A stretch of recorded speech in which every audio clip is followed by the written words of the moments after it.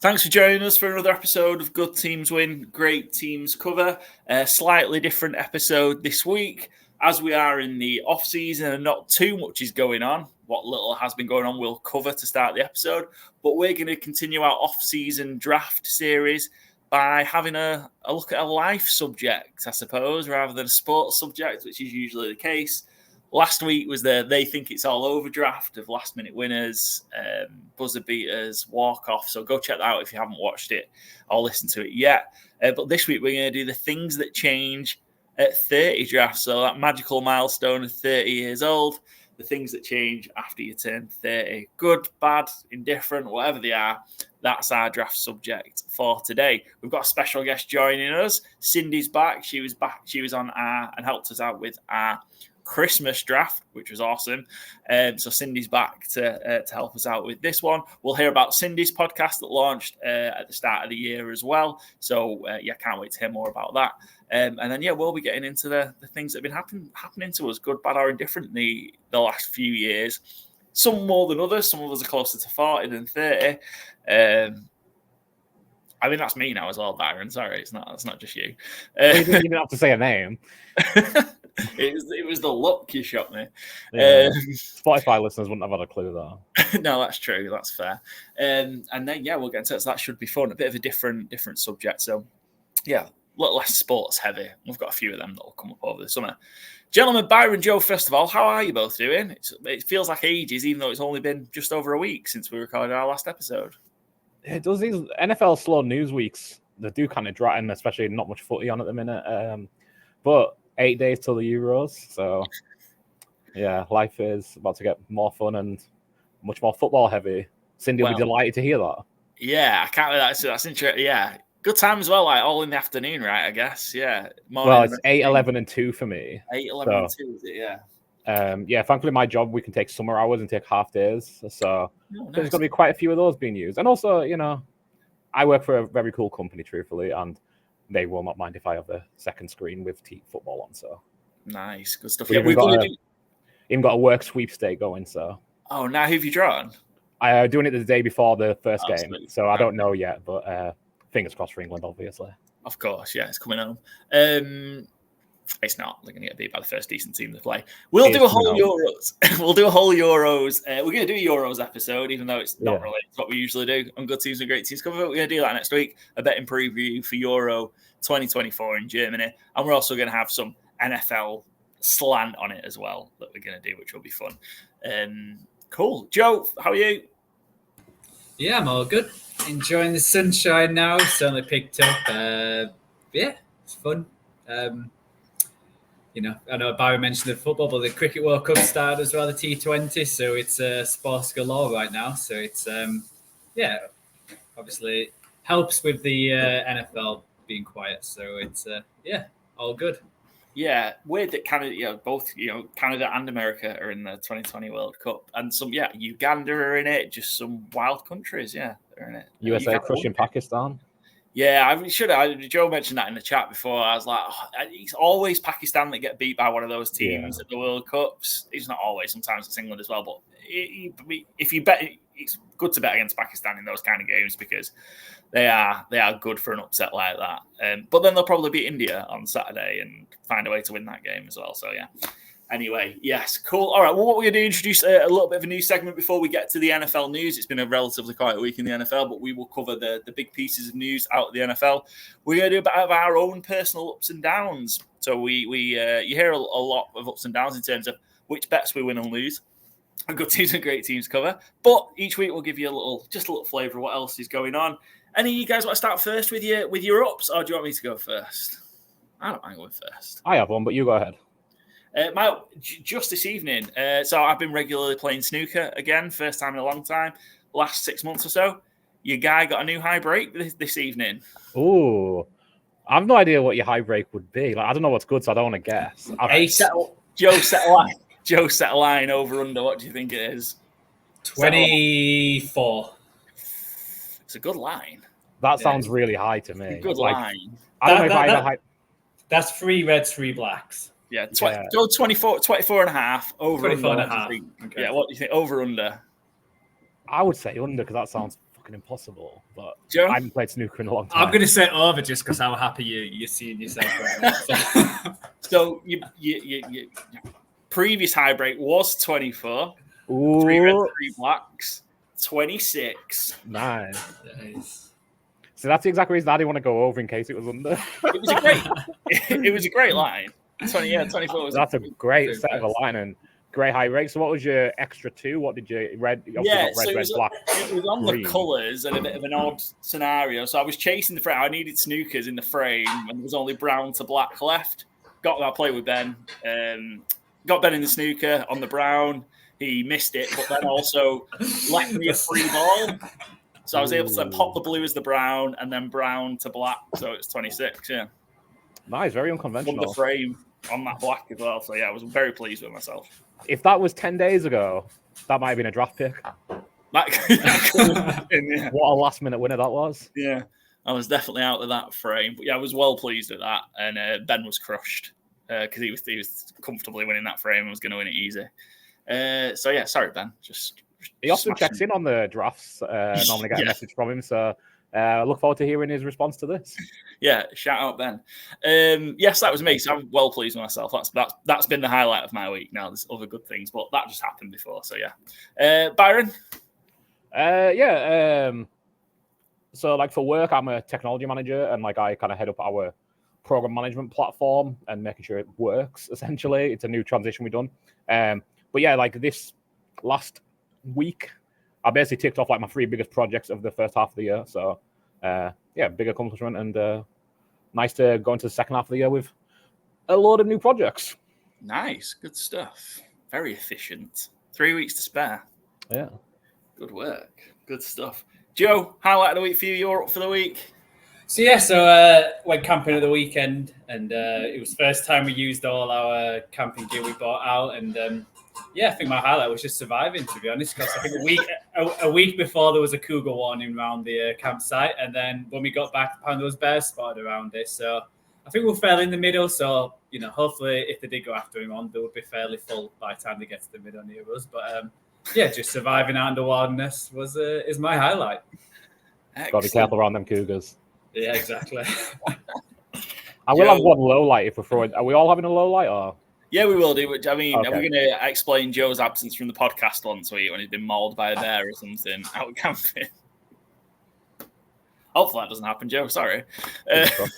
Well, to be honest, if I'm only missing 1 week, I've done all right. Yeah, you've done pretty well. Yeah, you take that from a bear attack, wouldn't you? I guess. Well, fingers crossed it doesn't happen. Cool. Yeah, Byron, do you want to take your down for the week? Yeah, my man Jarrett Branthwaite missed out on the Euros. Yeah. And also, as Cindy refers to him as my boyfriend, Jack Grealish also missed out on the Euros. That one I understand on form and basically form. I think he would have been good to go just because he's a bit different to Gordon and Bowen, who I think kind of replicate each other a little. And truthfully, neither of them are going to start ahead of Saka or Palmer. Whereas Grealish is a bit different. He can kind of unlock a defence more. I would have taken him. But Branthwaite I'm gutted for because I think he really deserves to go. Lewis Dunk is 32, has 6 England caps. He started 4 England games. I don't know why Lewis Dunk's going. Just doesn't make sense to me. And I think it would have been great for Jarrett Branthwaite. Jarrett Branthwaite is from my home city of Carlisle as well. Came through our youth academy. Top guy. If anyone's never seen the YouTube video of Jarrett Branthwaite talking about Carlisle when he was on loan at PSV, I would very much recommend you seeking it out when the Dutch interviewer refers to Carlisle as the end of the world. And Branthwaite just kind of laughs and goes, yeah, that's where I'm from. But yeah, just good for Jarrett Branthwaite, but it's still coming home. Just it would be nice to have another Cumbrian there to do so. We do have Dean Henderson in the squad though, so there'll be plenty of tournaments and England caps for Jarrett Branthwaite to win. But yeah, odd one because I obviously we were discussing it before. I have no idea he's going to play centre half with, I assume, John Stones, who also didn't play very many of Manchester City's games at the back end of the season. But anyway, we'll see. Joe, survived the Cougars, plus point. Low point of the week? Yeah, I haven't really got many. I think playing low point is I've started playing football, soccer again. And the low point is I don't understand how I headed the ball so much when I was younger because I've had a headache for a week and my head's just like bruised. Like being out of football for 5 years and then coming back and so low light's just having a headache and not realising. And it might, this could be brought up in the draft coming up, but bruising like a peach. That's the low light. Are you playing? Is it Canadian guys you're playing with, or is it like other people who've also moved? Or Yeah, so the team I play with mainly English, Scottish, Irish guys. So it's there's a few Canadians thrown in there, and we play teams from Canada and elsewhere. But it's it's good to get back into it. But yeah, it's the hurt in the next few days. That's been my only low light. It's not been a bad week. Excellent. Are you playing 11s? Is he playing 11s? 11s, where are you playing? Wow. Well, they put me out right back lately, and Right back. and they're saying like get up and down the wings. I was like, after the first 2 seconds, I was blowing out my ass. I'm glad it's just roll on roll off subs, so it's easy just to come off on and off again. So that's certainly a highlight of playing that kind of football. Because that should definitely go in the draft. Do not play fullback. Yeah, tell me about it. When you play 4 centre midfielders and no wingers, and they're shouting at you to get up the field after not playing football for 5 or 6 years, it's not being fun. Excellent. If the keeper yelling at you, you might end up being left back in the dressing room. Oh dear. Right. Good luck with that, Joe. It's rough. I'm still playing, and everything just does hurt. We'll get to that, no doubt, in the draft. My little I'm having to find somewhere else to live. Sucks. Moving sucks. Pissing about, viewing places, all that jazz. It's just awful. So yeah, that's a pain in the backside. I don't recommend doing it. So yeah, that's my little light of the week. Let's jump into the NFL news then. Couple of big things, I think, and I think there's one place to start, and that is Minnesota Vikings wide receiver Justin Jefferson signed or agreed a 4-year, $140 million contract extension that now makes him the highest paid non-QB in terms of average salary in the NFL. He's got $110 million guaranteed in that $140 million, so not too shabby at all. I don't think there was any doubt that Jefferson was going to stay, but the Vikings have got their sort of top talent locked up for the next few years. What do we think? Smart, good business. Get it done as soon as you can, really, I think is kind of the best approach, in my opinion. You know, we've dragged Jerry enough for not doing it with CeeDee Lamb, not doing it with Dark, etc., etc. Niners obviously having their own little issues with Brandon Ayuk as well. I think Ayuk, to be fair, probably shouldn't be on that same pay scale as the other two because he hasn't quite done as much in his career yet. But it was always going to happen. I think the Vikings, to be fair, have always been open about it will get done this summer as well, which eases some of that maybe anxiety around it. But yeah, I think it's just a no-brainer. Best wide receiver in the NFL, young. They don't have a quarterback to pay anytime soon. Like, there's just no reason to not do it. And, you know, that's a fair to your franchise for the entirety of his contract, at least. Yeah, we've seen big contracts handed out to Amon-Ra St. Brown, as well as A.J. Brown, Devonta Smith, Jalen Waddle, Nico Collins, Pittman, Ridley. All kind of, recent. There's only really CeeDee Lamb and Jamar Chase left as it stands now in terms of kind of that wide receiver market. Joe, do you see either of those two resetting the market? I don't think so, because I was just shocked at how much they got guaranteed. I think that was the big thing where it wasn't even like he was chasing the highest guaranteed wide receiver contract. He was chasing Nick Bosa, the non-QB kind of contract, which came out of nowhere. I don't know if I've read this right, but it was something like it's the biggest jump of guaranteed money for like a non-QB in terms of like the 7 wise. Because I think the one before was like Hill at like 60 or 70 million or something. It wasn't nowhere near the 110. So the fact he managed to get that, I think that does put pressure on the other teams where other wide receivers are going to be like, oh, I want something similar. I don't think they'll get that just because it's like the perfect storm for the Vikings that he is the number one wide receiver. As Byron says, they haven't got a quarterback to pay. They haven't really got any other high-end talent who's getting a big contract or is really due a big contract. Doesn't feel there's anyone on their team, especially getting rid of Daniil Hunter. So the fact they were able just to do that probably take some of the money the next year or two before they have to pay the QB if the QB is who they think it is.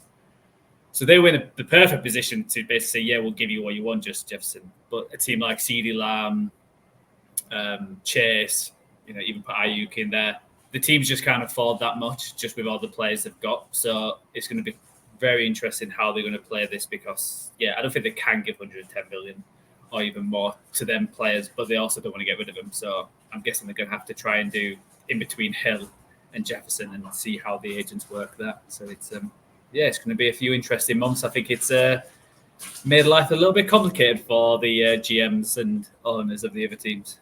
Yeah, it certainly has for sure. And, as you said, Jerry's still dragging his feet on CeeDee Lamb. So, yeah, it's interesting. And, yeah, Niners potentially in a bit of a pickle. Can't keep everyone, can they? Like, it's just not. There just isn't enough money to go around. Plays that good. Let's stick with the Niners. Christian McCaffrey also rewarded. We've just mentioned they can't pay everyone. They're trying. CMC, the reigning offensive player of the year.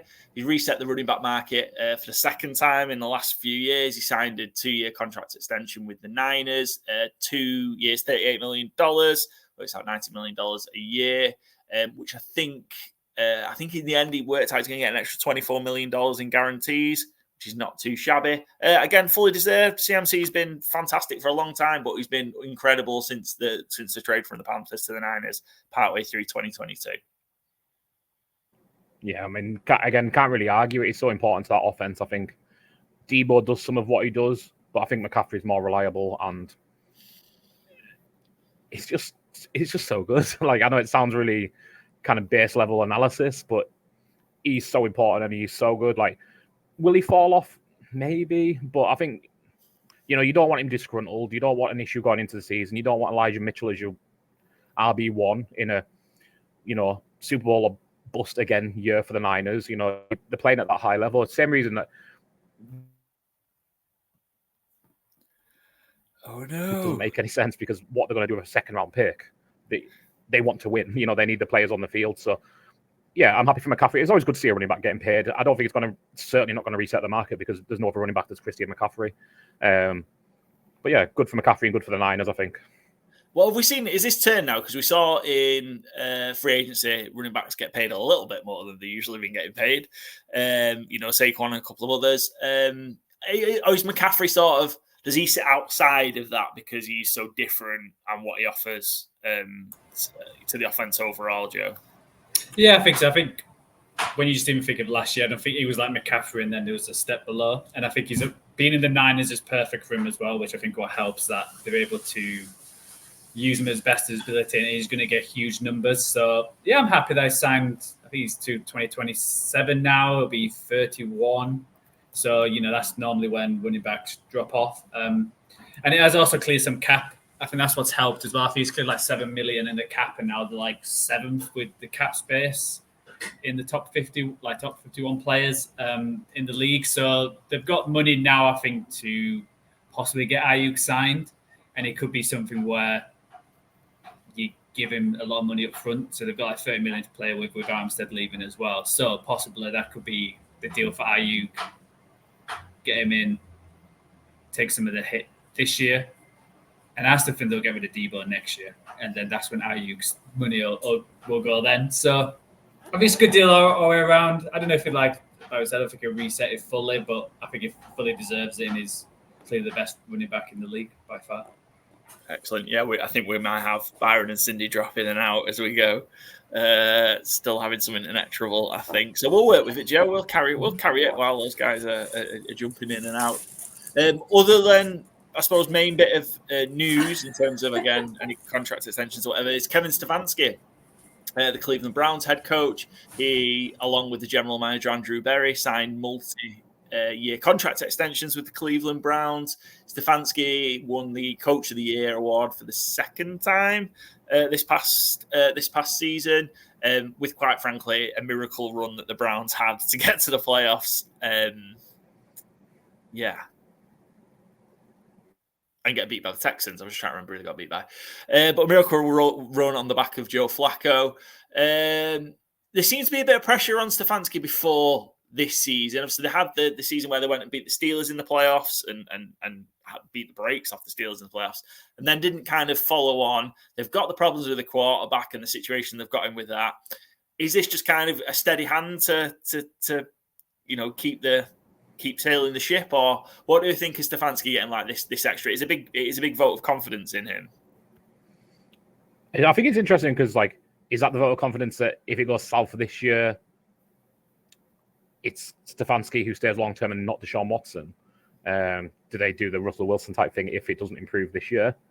I think it's certainly open now. I think kind of a year ago, we all had the opposite take. Well, I certainly did. I think most people did of, Watson's a long-term answer at the franchise and Stefanski, my old guy, things go badly. Whereas now I think it is, you see what Stefanski done with, the 4 starting quarterbacks, I believe. Sorry if you covered that while my net was dropping, but, Flacco, DTR, PJ Walker, Deshaun Watson, I believe it was last year.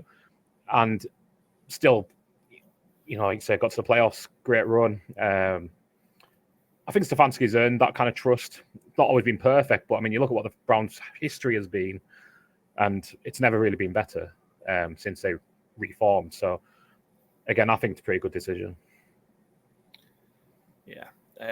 Stability is what they need, and then if it does start going bad, you might just need to, if you had a 2.5 year look at Deshaun Watson, 3 years in the building, you probably make a decision on him, and you might just have to say that that's the end of that and eat that contract. So yeah, interesting to see where that goes. But yeah, Cleveland Browns will certainly be fancy themselves in the hunt in the AFC North and for the playoffs again in 2024. Final bit of news from the NFL and sad bit of news.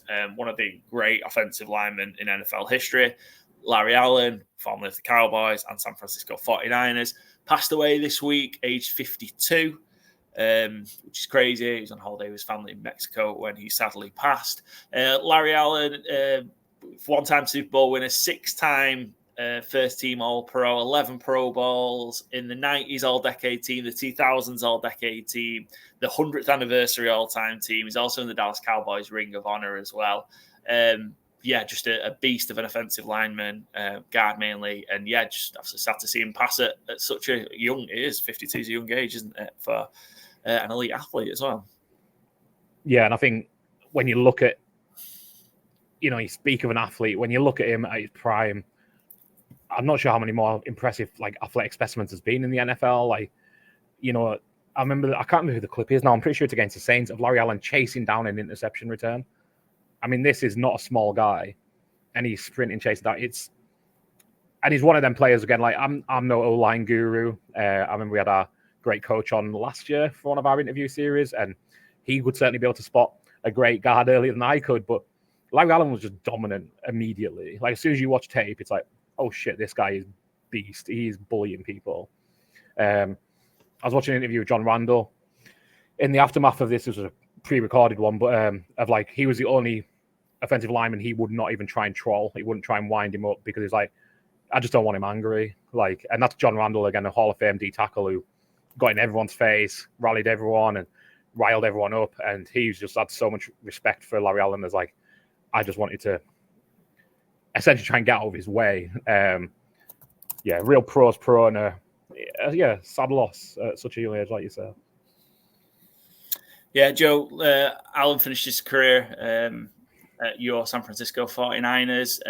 The last couple of years of his career as well. Even the season he finished, he was a sort of Pro Bowl, All-Pro as well. Yeah, play for two of the best franchises.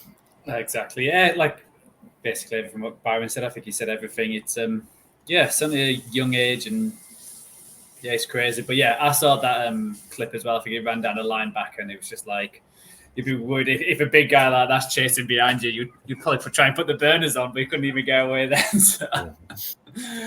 Yeah, but no, it's a very sad loss. Thoughts and prayers with Larry Allen's family. Let's move on to the draft. Probably should have finished on that sad note. Let's move on to our draft. And we've got a special guest joining us. Byron, it's a guest you know particularly well. Returning, making the second appearance on Good Teams and Great Teams cover after joining us for our Christmas draft back in December, obviously, Christmas draft. We've got Cindy joining us. Cindy, welcome back to Good Teams and Great Teams cover. It's great to have you on. Hi, gentlemen. Thank you. I'm so thrilled to be back here on the podcast. Awesome. Yeah, thanks for helping us out for what should be a very fun draft. Our Things That Change at 30 draft, which should be real interesting. But before we get to that, since you joined us at Christmas, you have also entered the podcast world. Do you want to tell us all about the Good and Ghastly podcast? Absolutely. Thanks for the option to do that. So we were inspired, my friend and I, to go ahead and launch our own podcast starting in January. It's called the Good and Ghastly Podcast. and it's hosted by Angelica Bai and Cindy Byrne, who is me. We're basically two lifelong pessimists and best friends who are trying to find bright spots kind of in the darker places in our lives. So we talk a lot about our lives, our childhoods, traumas we've gone through, but we try to find maybe some of those good things we learned or things that kind of have made us grow as people. So it's more of a story time based, lifetime, not sports based in most cases. We're lucky enough to have Byron on for episode 2 as a fill-in to talk about sports betting. So if you're interested about sports betting and maybe the darker side of it, episode 2 is great, and you get to see Byron in all his glory talk to us about that. So yeah, basically we're putting out podcasts every 2 weeks or so. We missed some of April, most of April. So there's 5 actual episodes up right now. And you can find us at Good and Ghastly Podcast, either through Instagram, or you can go ahead and send us an email at goodandghastly@gmail.com, or YouTube, which is where we're actually posting now. We don't have our Spotify up yet or our website. I've been lacking, but we're going to get there soon. So yeah, go ahead and give the Good and Ghastly Podcast a listen if that sounds interesting to you. Yeah, awesome. It's a lot of work to get going. Like we missed not deadlines because you create them yourself, don't you? But yeah, like we'll get them out at this date and stuff like that. Yeah, it's a lot of work. Episode 5 just came out, I think, last week. Do you want to tell us a little bit about that? Oh, that one's an interesting one. Angelica and myself went to a mom event that was hosted by a local grocery mart. She won a sweepstakes, and we went to this event, and it was very surreal and very weird. Putting us both completely in our non-comfort zones at all. So we kind of discussed motherhood and kind of that dichotomy of being a mom and being pampered and kind of how the event went for us. So yeah, kind of all over the place as far as different topics right now. But we got a lot of good stuff in the works here. So definitely check us out and add us for later if you can't listen to us now. Awesome. Make sure you do, everyone. Go check out Cindy's and Angelica's show and give them a follow at Good and Ghastly Podcast. And yeah, YouTube, Instagram, go follow the pages. And yeah, thanks again for joining us, Cindy. We do appreciate it. Should give us a good view for this draft of things that change when you turn 30. Yeah, I'm up first in this one. How's preparation gone for this one? Like we always kind of talk about this before we do one of these drafts. Tough. Yeah, it was hard. Yeah, tough. Yeah, like a few key things, but then I don't know. Like, I mean, it's not. I'm closer to 40 than 30. I know Joe, Cindy are closer to 30 than 40. So like, it might be easier for them how recently things have changed. But it was a long time since I turned 30. So like, trying to remember those glory days of being 27, wind in my hair. Feels like a while ago. So yeah, it's trying to think back to how things used to be and how they are, in that decade-ish since. So nice, yeah. I find it not too bad, to be honest. I think the first half was just like all negative, and then it was like trying to think, okay, let's try and actually think some positive stuff now. And then it started. Yeah, and then I was like, okay, okay. But yeah, very negative to start with, and then it was like, you know what, there's actually some positives to do with it. So yeah. Hopefully it's a decent list.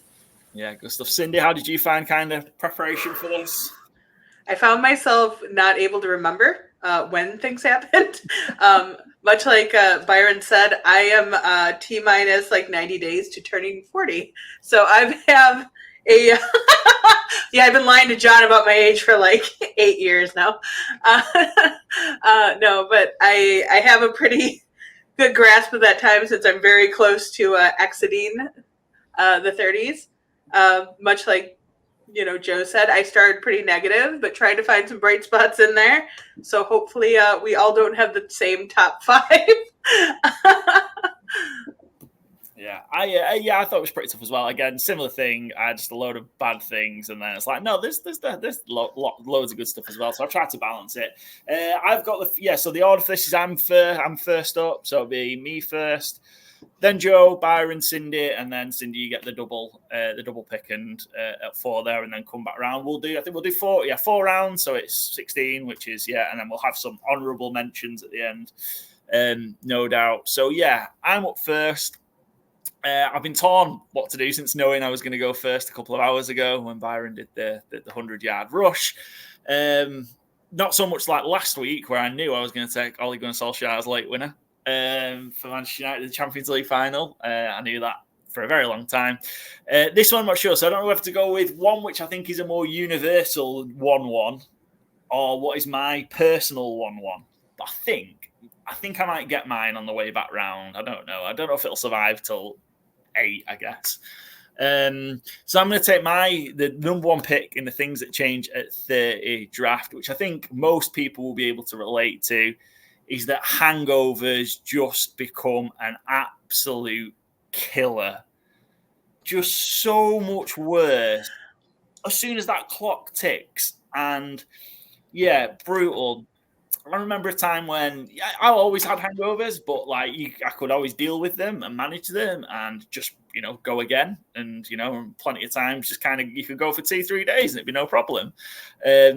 Now kind of, if I have 4 pints, 5 pints, I know I'm in trouble. Like, not even going out and I'm going to wake up rough the next day.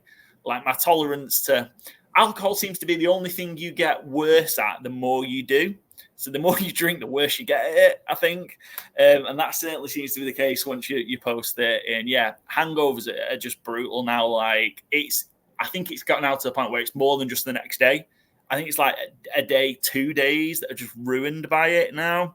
So consciously maybe, trying to avoid it. But yeah, I get to point 4 or 5 pints, depending what it is. And then, yeah, I'm in trouble. So yeah, hangovers getting worse. A lot of positive reactions and smiling faces. So I'm guessing this was high up on your guys' list. Almost certainly my 1-on-1. Yeah, I hate it. And like, from when I first started going out drinking, as a young lad, through to probably like 27, 28, hangovers were a thing. And now, like you say, if I want more than 2 beers, it's like a conscious decision of like, do I want like tomorrow morning to be rough? And like the idea of like going out and having a real go of it is like, okay, well, that's next week ruined. And it's just like, well, probably not going to do it then, like, I remember old nights like, in Leeds going to basement cockpit, what have you, and like drinking like, literally like basically a litre of rum and then going out and carry on drinking in the club and, feeling maybe a little worse for wear the next morning, but like getting up and going about my day, not a problem. If I had done that now, I think I'd be in the hospital. Like, I certainly wouldn't be Charlie wouldn't be going out anytime soon. Yeah, I hate it. Yeah, I completely agree. It was probably my number one pick as well. Very universal. It's getting to a point where I probably made the decision I'm never going to drink again numerous times the last few years. And I'm like, I'm never touching a drink again. I'm never doing this to myself. And then, yeah, back in the days where you could just wake up, have a Lucozade, and then play sports for hours in the afternoon, suddenly, yeah, it's not appetizing. Where it's just on the sofa for, like you said, 1-2 days, hating your life, never swearing that you're never going to drink again, and then repeat. Could be a sign of an issue problem, but we'll have a whole other podcast for that episode for that. Don't worry. Cindy, your thoughts on hangovers getting worse? Yeah, you know what? It was in my top 3, and I knew it was going to go first. I just knew it, but I want to know why you guys are saying 2 days. Mine's like to the 3 to 4 level now. That it's just not worth it. And well, something that happen when we get to 40. Yeah, it might. It gets worse. Yeah, I used to go binge drink till 2 or 3 in the morning, and then get up and go to work. And I'm like, I'm fine. I need 2 hours of sleep. I drink a bottle of water. I'm good to go. And now, thinking about it right now, I'm feeling a little bit like I'm going to retch. So I think we should just, I think there is some important context there, though, as well. Cindy and people of this area won't like to hear it, but the Americans can't drink like the English anyway. Oh, so that's why they take it harder. Yeah. When Cindy said binge drinking, she's like, I was like conscious thinking, I was like, I wonder what that is. What is that? What would that be? What would be considered binge drinking, Cindy? For example, my 30th birthday, my brother and I decided we were going to drink a case of 15 Butteritas. Do you know what a Butterita is? No. So Budweiser, which is a beer company, makes a malt liquor, like canned drink, that's all sugar. Oh. And it's supposed to be like a margarita and malt liquor mixed together. So to binge drink, we started pounding them and seeing how many we could get. So we split the case. And I have never been so sick in my life. I would never go out and drink, 12 of these things, like at a bar or something. But for binge drinking's sake, absolutely. I'm going to consume as many of them as I can at once. Nice. Sounds like pre-drinks, that. I'm joking. That's pre-drinks. Yeah. The other bit as well, I don't think I mentioned it, is the bit that probably hurts me now more. I think sometimes as well, I think what happens with me is there's a delay to it sometimes of hitting it me. So sometimes I'll wake up and I've had, definitely more than my allotted 4 or 5 pints that I can have when I feel okay. And then I wake up for maybe, and like for an hour, I'm thinking, oh, I've got away with it. And then all of a sudden, it hits me like a fucking truck. And yeah, I'm written off. Yeah. What's any sort of hangover recoveries plans that you have? What are the things you do to help to bring you around? Fluids is really the best one. Do you know what sucks you can't get here as well? Like fizzy Lucozade. You can't get red Lucozade. Well, you can't get any Lucozade, but a big bottle of red Lucozade, bacon sarnie, a lot of water used to be like a good go-to. Coke, real Coke, like full fat, not up your nose. All good options. Cup of tea. Just unlimited fluids really, unless you're throwing up. Ideally, just get the fluids in before you start throwing. Yeah, I've just opened the picture you popped in our chat. So Byron's just popped in our chat on the side there. His old binge drinking speciality, and it's a £3, and by pounds I mean sterling, bottle of whiskey. What the fuck is that? So this is called Scotch or Scots Mac or Whiskey Mac in some places. Me and shout out Arwell, old not friend of the show, but old acquaintance, someone we all used to know. He's a character. Cindy's met him once. We were going to a gig. Arwell came over with 4 bottles of Blue Wicked and opened them all with his teeth. Character is certainly the right word. Me and Arlo used to drink this. We used to buy it from Netto for $2.69 because we were poor, and it is horrible. It is absolutely revolting. It's a mixture of British wine and British whiskey. Kind of the article I'll link there does a great job of destroying it because it is horrendous. But it is $2.69. I believe it was 15%. And if you neck a bottle of it, you're gonna have a good night. Oh, that sounds disgusting. It was horrible. We once accidentally left a bottle open for a week, and it was better than it was before when you opened it fresh. So, did you mix it with anything, or is it just straight that? Because it's the wine. Just neck it. Yeah, I didn't have the funds to be getting fancy. This is when you're talking a £10 night out, and $2.69 of that is spent on your pre-drink. Jesus Christ! Right. Anyway, hangover recovery tips. He also has all the fluids. Byron, Joe, Cindy. Pray to God. There's nothing you can really do. It's just ride through it, and it is what it is. You've done it to yourself. You just have to live with the consequences. Yeah. My dad swears by the aspirin, a cold root beer, but it has to be a decent root beer, and a banana for breakfast. Oh. Or just keep drinking. That's the other one. Stay drunk. Yeah, mine's a classic fizzy Vimto and greasy bacon sandwich. That usually does the trick. Cindy, has Byron introduced you to the wonderful drink that is Vimto? He's a Ribena guy. Byron, what the fuck? Oh, it was Ribena. I didn't mean to oust you, but... No, that's absolutely fine. I'm no shame in my Ribena love. Vimto changed a long time ago. It used to be great, and then they took some sugar out of it, and it got worse. Although there is a company, we've really gone long on this first pick here, but there's a company called Universal Yums who send like snack boxes, if you pay for them, obviously. And in their June box, which I think I'm going to order, is the UK, and it is a kind of fizzy Vimto. I love a fizzy Vimto, I must say. But and I will also say as well, to be fair, you just can't get Vimto here. Ribena you can get in like international aisles of some supermarkets. If Vimto was here, I would have had a bottle in my time. I don't dislike it, but yeah, Ribena is my number one, and it's accessible. So I love squash and I love juice, and you can't get it here. So Ribena is the only one I think I've ever had. It's the only one that's ever available. Vimto bars are a bomb as well. Great shout, Joe. Joe, you Vimto or Ribena? Definitely Vimto. Always yeah. be Vimto. There's something about Ribena. Never been a fan. Never been a fan of Ribena. Yeah, wild. Right. We did, you're right, Byron. We spent ages. This is going to be about a 6-hour podcast at this rate. So we've got 15 more picks to go. So, yeah, that's me. Hangover's getting worse as the number 1 pick. Joe, you're up. I'll go with talk about a topic for 2 hours when it should be 5. No, I'm kidding. I'm going to go, and this is not for everyone. I think a lot of these picks is not going to fall for everyone. But for me, it's when compared to younger now, if I sniff at like being unhealthy for 2 or 3 days, I somehow pile the weight on and stuff. It's actually having to actually eat healthy and exercise in order to actually stay healthy.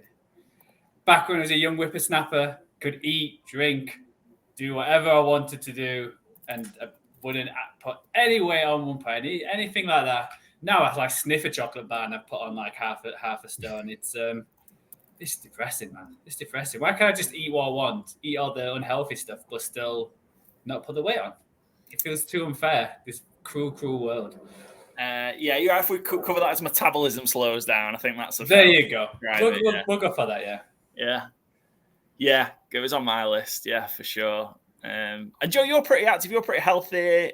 I've known you for a long time. You're pretty generally active, healthy, stuff like that. So even now you're struggling, even though you've so when first year I moved to Canada, I didn't do much at all. So I clapped on so much weight. So then I was like, I actually have to do some exercise to lose it all and try and get healthy again. But it's it's certainly not like before where I could just do nothing for a year and it wouldn't even touch the sides. Now it's like depressing way, but it is what it is. Joe, you have to kind of, get ready for them long winters in Canada. You have to put it on time. But I was also ready for summer the same way. That was a problem. I wasn't doing the reverse. That's the thing. So I don't want to make myself look appetizing than bears or cougars, probably, you know what I mean? So you've got to be able to outrun them as well. Exactly, yeah. As long as you're not the slowest, Byron, that's all that matters. Yeah, you don't have to be first. You just have to be not last. Very important. Cool. Cindy, Byron, thoughts on metabolism slowing down? Or that, putting weight on easier, or that piece? Yeah, I mean, I've always been a big lad, truthfully. So like, when people used to say it as like, oh, I can eat what I want, and it doesn't go on, like that never resonated with me anyway. But it gets worse at first. Now I only have to think about sniffing a fucking chocolate bar. Never mind sniffing it. And it's like, oh, you've gained 18 pounds. Like, great. It's half a chocolate fucking bar. What the hell happened? Definitely true to life and definitely a big change and a very annoying one. And I think it's the reverse as well. It's so much harder to lose it again. It's like the both sides of the coin. It's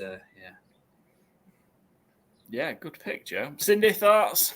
Yeah, absolutely. I was going to say, I think from 25 to 30 was my healthiest I'd ever been. Super active. At least, like, I used to be a runner. I used to do, like, half marathons and, like, Tough Mudder. I went to firefighter school. Like, I did all this, like, super intense stuff. And now, like, sometimes when I get out of bed, I hurt my knee or my back just getting out of the bed. So it's, like, very frustrating that your physiology changes so much as you age that, you're not as resilient as you used to be.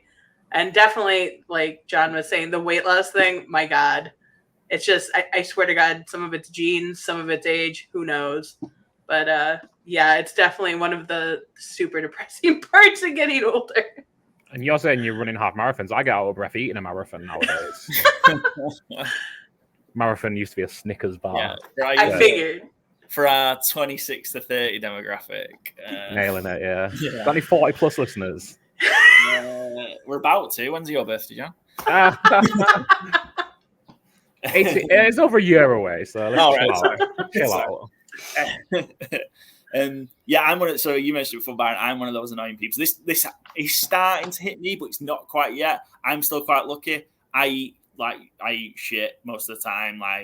I'm more balanced now, I should say, than I used to be. But I'm very lucky. My metabolism hasn't quite slowed. I'd say I'm still fairly active as well, but certainly not as much as they used to be, just because age is a limiting factor. But yeah, it is. I think it's going to hit me soon because I can start to feel it kind of happening.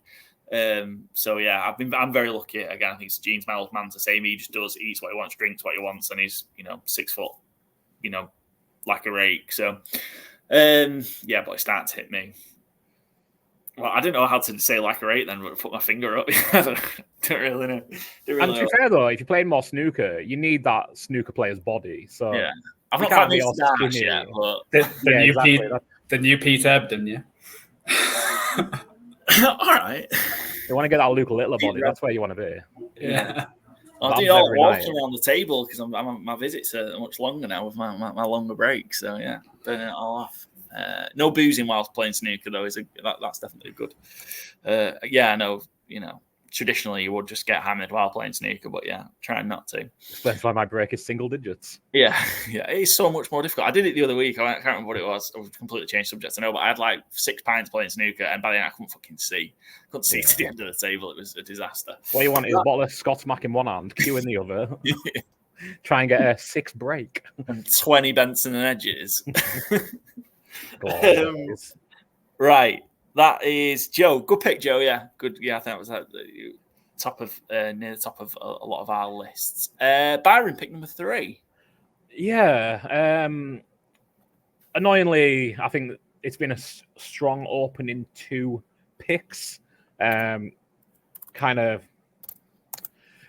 probably would have been my first 2 picks, truthfully. So kind of reaching a little here, I think, and going a bit strong personal choice. But one of the things that I found easier as I've got older and over 30 especially, and I've never really been someone who's too bothered by it truthfully, but it's improved as I've got older, is kind of just being like happy expressing who I am and like not, I guess like personal autonomy might be like the shortest way of describing it, I guess, but just like being comfortable with what my decisions are, making them, and not really being bothered if people like it or not, essentially. And I don't mean that to sound like I'm. When you try and phrase it that way, it sounds like you're kind of rude or mean-spirited, which I definitely don't think is the case. I think I'm a very kind-hearted person, truthfully. But like, I'm not going to do things that negatively impact my life or the people that I love's life just to be polite or to save face in some way. Like, I know what's good for me. Generally, I know what's good for my family, my loved ones, my friends, and like that's important. Just going along with things for the sake of it or for the flow of it or to keep up appearances with people that you don't really care what they think of you is so stupid. And as you get older, and there is like elements of like life's too short to really care what opinion of someone whose opinion you don't care for. So I think just having a greater sense of your own identity and being willing to celebrate that would be my pick. That's because I wrote in the caption, which is about to flash it on the screen, don't give a fuck, so I'll change it. Yeah, DJF is pretty good, yeah. Yeah, we'll stick with that, yeah. I think it's good on the first positive one off the board, I think, as well, because I think definitely mine and Joe's were definitely negative ones, let's say. But yes, yeah, I like that one. Yeah, I think that it was down mine, that sort of kind of comfortable with who you are and comfortable being who you are, who you truly are, I think, happens, because I think it, again, personally speaking, like even mid to late 20s, you're still kind of discovering who that is. I mean, it's different for everyone else, but different for each individual. But I still think a lot of people are still discovering who they are. And maybe once you get to that point, 30, early 30s, yeah, you're fully comfortable who you are. You know who you are, and yeah, you just don't give a fuck anymore, do you? Yeah, that's the best way to put it. Yeah, this is a family show. I'll try and stop swearing. I've sworn a lot in this first 45 minutes. I would apologise for it, but really, I don't give a fuck. Hey, there we go. Cindy, Joe, thoughts on Byron's pick at number 3 there? Yeah, that was going to be my first positive one. I was hoping it would come back round. But yeah, I think it's just accepting who you are and just accepting, the differences and trying not to fit in with everyone else is actually a good thing. And I think you learn, especially from being like a teenager, when all you want to do is fit in. And then when you get, so I think it's more accepting that, I am who I am, and you just be who you are. As long as you're not hurting anyone or a prick, then yeah, just accept who you are and hopefully people are going with that. So great pick, Byron. Have you not met Byron before? As long as you're not pricky, you've not met? No? Okay. One of the things I love about you, Byron. Oh my goodness. Yeah, I had my give a fluff went out the window. So yeah, same kind of thing. I remember you guys probably don't have the same experience here, but I wouldn't like go out of the house to go to Walmart at 7 a.m. without putting on a full face of makeup, hair. Like I had to make sure I was put together because God forbid if someone saw me that I went to high school with or something, I just could not be seen in that light. Now I'm just happy that I'm wearing pants in public, to be honest. It's like, oh, okay, cool. I remembered that. I might not have showered for 2 days, but you know, this is who I am. I'm not going to make this facade that I'm put together and, you know, everything's perfect because it is not. The neighbors have stopped leaving notes as well, so that's good. I've been trying with the pant thing. I really have. Thank you. Work in progress, yeah. Always. Always. Cool. Good stuff. Yeah, like that, Byron. Yeah, good pick. Strong start.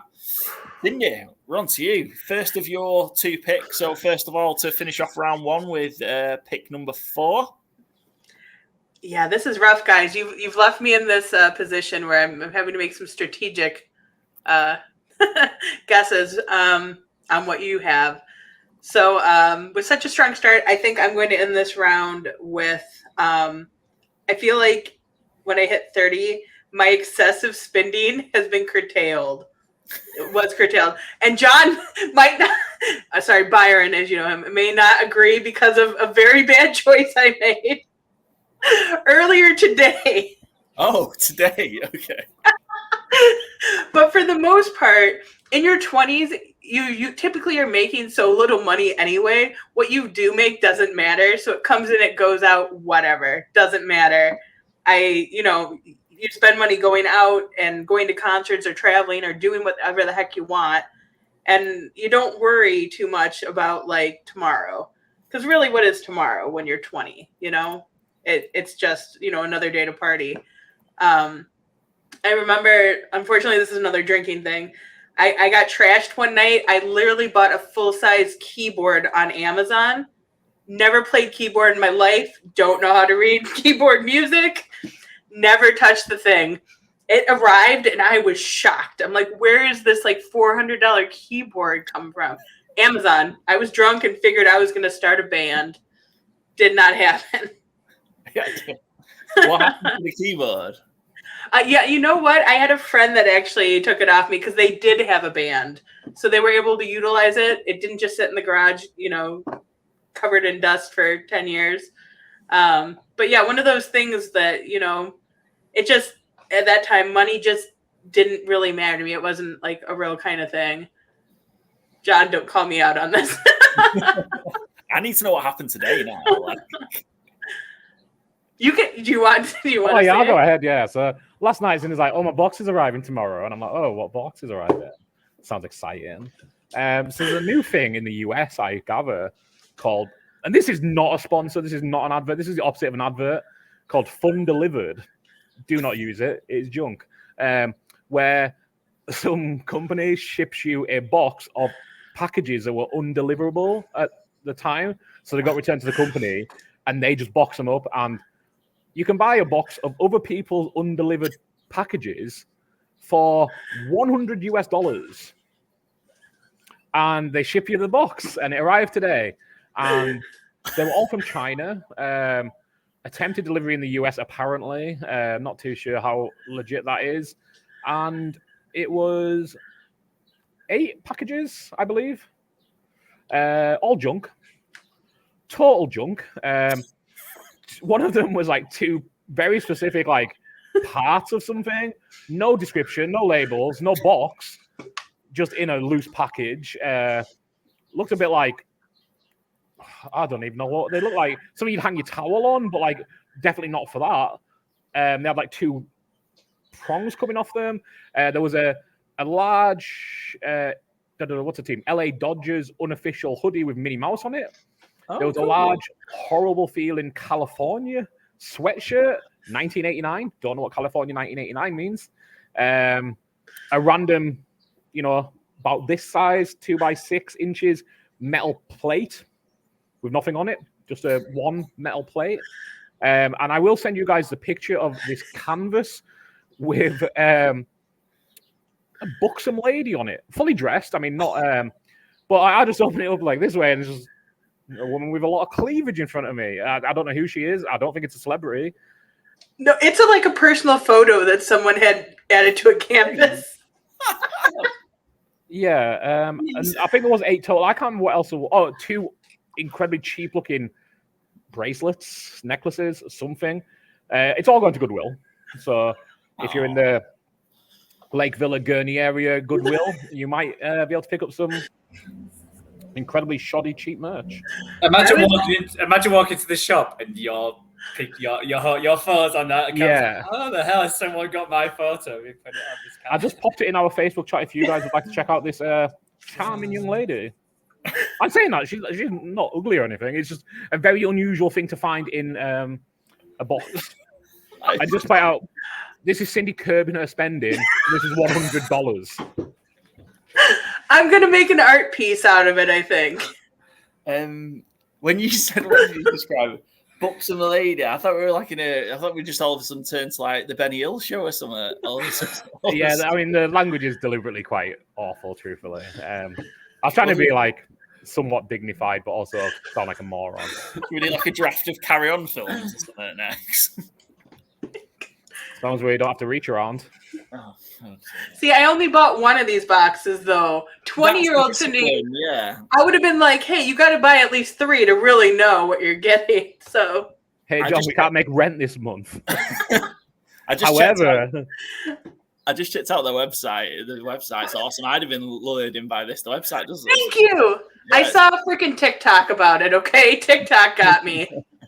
They also sell their own merch as well, which is interesting. They've got their own merch, like T-shirts, Fun Delivered Fan Club, Unbox Me, those kind of things on it, which, yeah, I guess... Not sponsored whatsoever. Not endorsed. No. Oh, yeah. Like, if we get a message off these guys, you can reply and tell them no. Send them a box if they want. I was about to say, yeah. We'll do an unboxing on the show, but a fun boxing. A fun boxing, yeah. Should have went with the Amazon returns. See, I was like, no, the unreturned mail will be more exciting. Should have just saved the money. Or I could have just put $100 in our 401k or something. Well, could have just went and put it in the lake. It's hard. Good teams win, great teams cover is a gambling show. So there we go. That probably would have been better odds than what we got. Good teams win, great teams cover was profitable in the year 2023. Well, that's true. In the 2023 NFL season. Buying junk from someone else. They even say on their website, in fact, we do not recommend buying it to resell. Because it's trash. I was excited. I just like the idea of having Christmas in June, okay? Like it was fun to unbox it, though. Thank you. Just not $100 worth. No. Oh. Excellent. So yeah, I suppose getting back to becoming financially responsible, I suppose, is to get back to Cindy's pick, because we just talked about Fun Delivered there. That was a whole promo segment for them. Becoming financially responsible. Yeah, I mean, it certainly took me a bit longer than getting past 30 to become financially responsible, but got there in the end. Joe, Byron, thoughts on Cindy's pick, becoming financially responsible to round out the first round? Yeah, I definitely become more so. I think, again, I don't know of anyone else's experience on this regard, but I get paid monthly. No, I don't. I get paid bi-weekly now. Prior to moving here, I always got paid monthly. But in my more fun, younger jobs before I became an office drone, it was always weekly pay. And when you're on weekly pay, money really doesn't matter because you're getting paid on Friday. Well, however far away you are, if Friday's never too far away.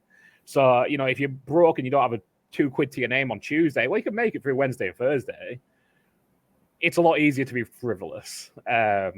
Whereas when you're like, I don't get paid till the 30th and it's June 12th, like, oh, fuck, that's really bad. I really need to persevere and preserve my money. When you're younger, again, it feels like it's more of a young person thing to get paid weekly, or again, we get paid bi-weekly, which still makes me feel a bit weird. But thankfully, Cindy does most of our financial management. She's financially responsible. So, certainly when I was younger, definitely a thing of like here today, gone tomorrow. It's not a here today, gone today, truthfully. Yeah, I was definitely like that. like the crap jobs I used to work when I was 16 to, early. Well, I guess 20, whatever, 19, 20. Yeah. Yeah. On that note, just a question that prompted me, what was kind of that I guess you all worked shitty jobs when you were first 16, 18 or whenever. What was the worst one? Oh, my worst one was knocking on doors trying to get money for charity, but only getting paid if someone signed up. So there was some days where I didn't get paid for 3 or 4 days when just walking around Huddersfield all day. That was a depressing job. That is grim, yeah. That is awful. That was the worst. I had a few that were very short. One on a similar kind of note, but it was selling electricity door to door. It was kind of fun, but it was commission only. And I loved the team I worked in. My manager was a lunatic. Once drove across from Carlisle to Middlesbrough, I believe it was, to get his roller skates for the roller skating thing that night. And during that time, I was going to take my British gas exam, and he just got someone else to take it for me. I only ended up working there for 2 weeks and barely got a penny for it.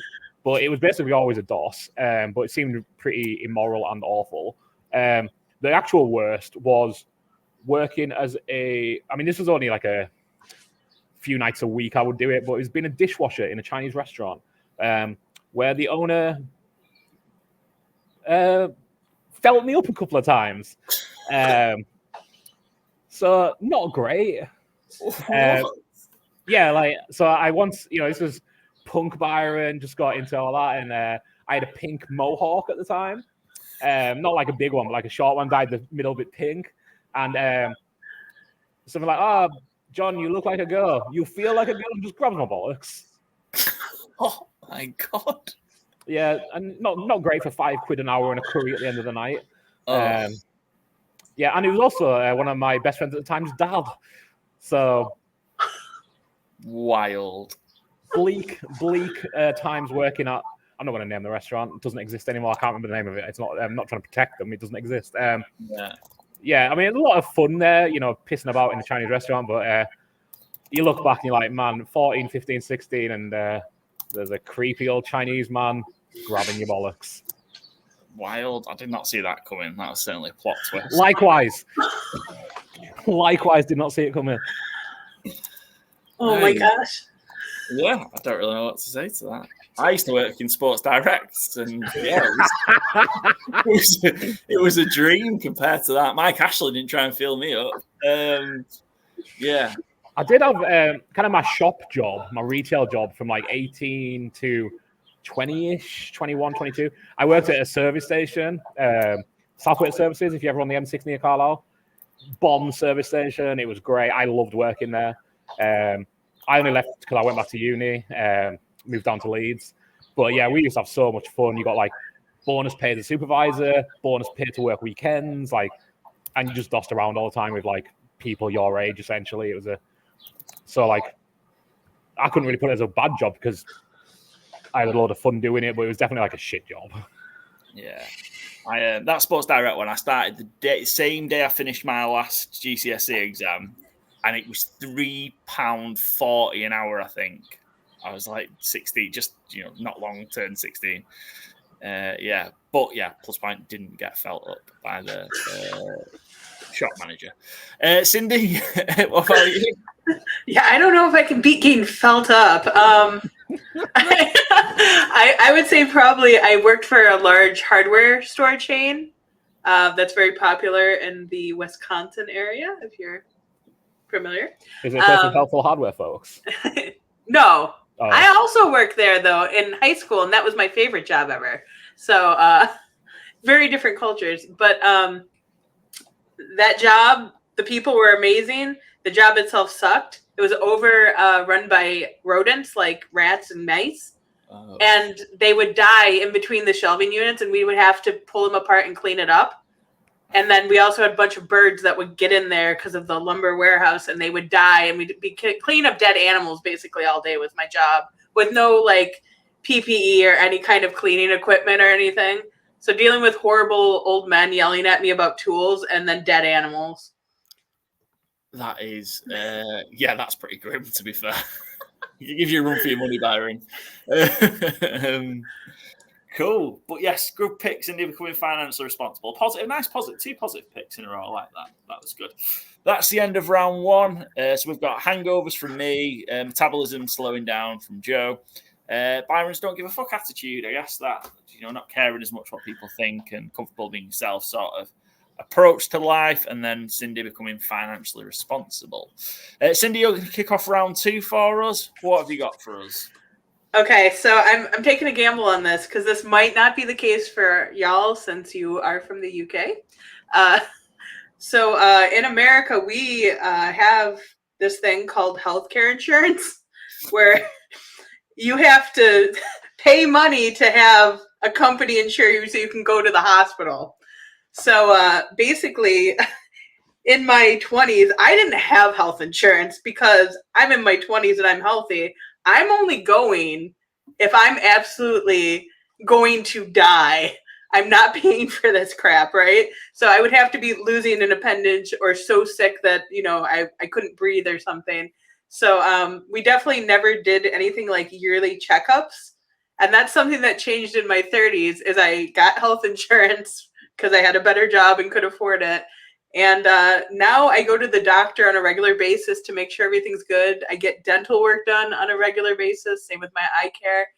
But as far as like being in my 20s, all that, hey, you got bad teeth, your eyes are bad, too bad, I don't have insurance. So yeah, I definitely think that is a positive to becoming older is being able to afford health insurance. Yeah. And just to be clear, Obamacare didn't come out until I was in my late 20s, like 26, 27, just to give you an idea of the time frame. Yeah, wow. So yeah, getting health insurance, well, we just take for granted, right? Even though our current government has done its best to try and destroy it. Sorry, this is a no politics zone, but got to call it out for what it is.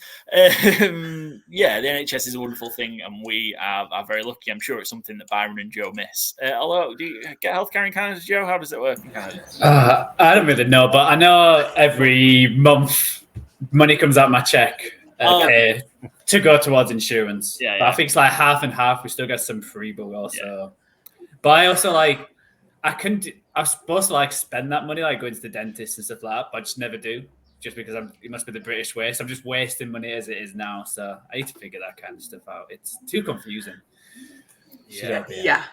Confusing is being kind, I think. The healthcare system in North America, let's say, is trash. So. Yeah, I'm very grateful that we just about still have our NHS. Seeing that amount, I don't know what it is out of yours, Joe. I'm not asking you to disclose your financials here, but the amount that leaves my check every 2 weeks. Oh my God, I don't understand. It is the most depressing number I think I see. Because it's just this is just so you can get healthcare. It's well, it's paying for the healthcare too, but then they also have this thing called an HSA, which is maybe what you're talking about, Joe. You also take money out that's before taxes, which is the benefit, that's supposed to be used to pay for your health care. Even though you have insurance, that does not cover all of your care or the cost. You also have to take more money out to put it in this other account where you can only use it for specific health things that are approved because it's tax exempt in order to pay for your health care that the insurance isn't going to even cover. And then you have to fight the HSA company to be like, oh yeah, you see this thing that's a receipt for surgery. That was a medical cost. I'm like, well, was it? And yes, it was, yeah. And it's prescription Walgreens. Well, was this a medical cost?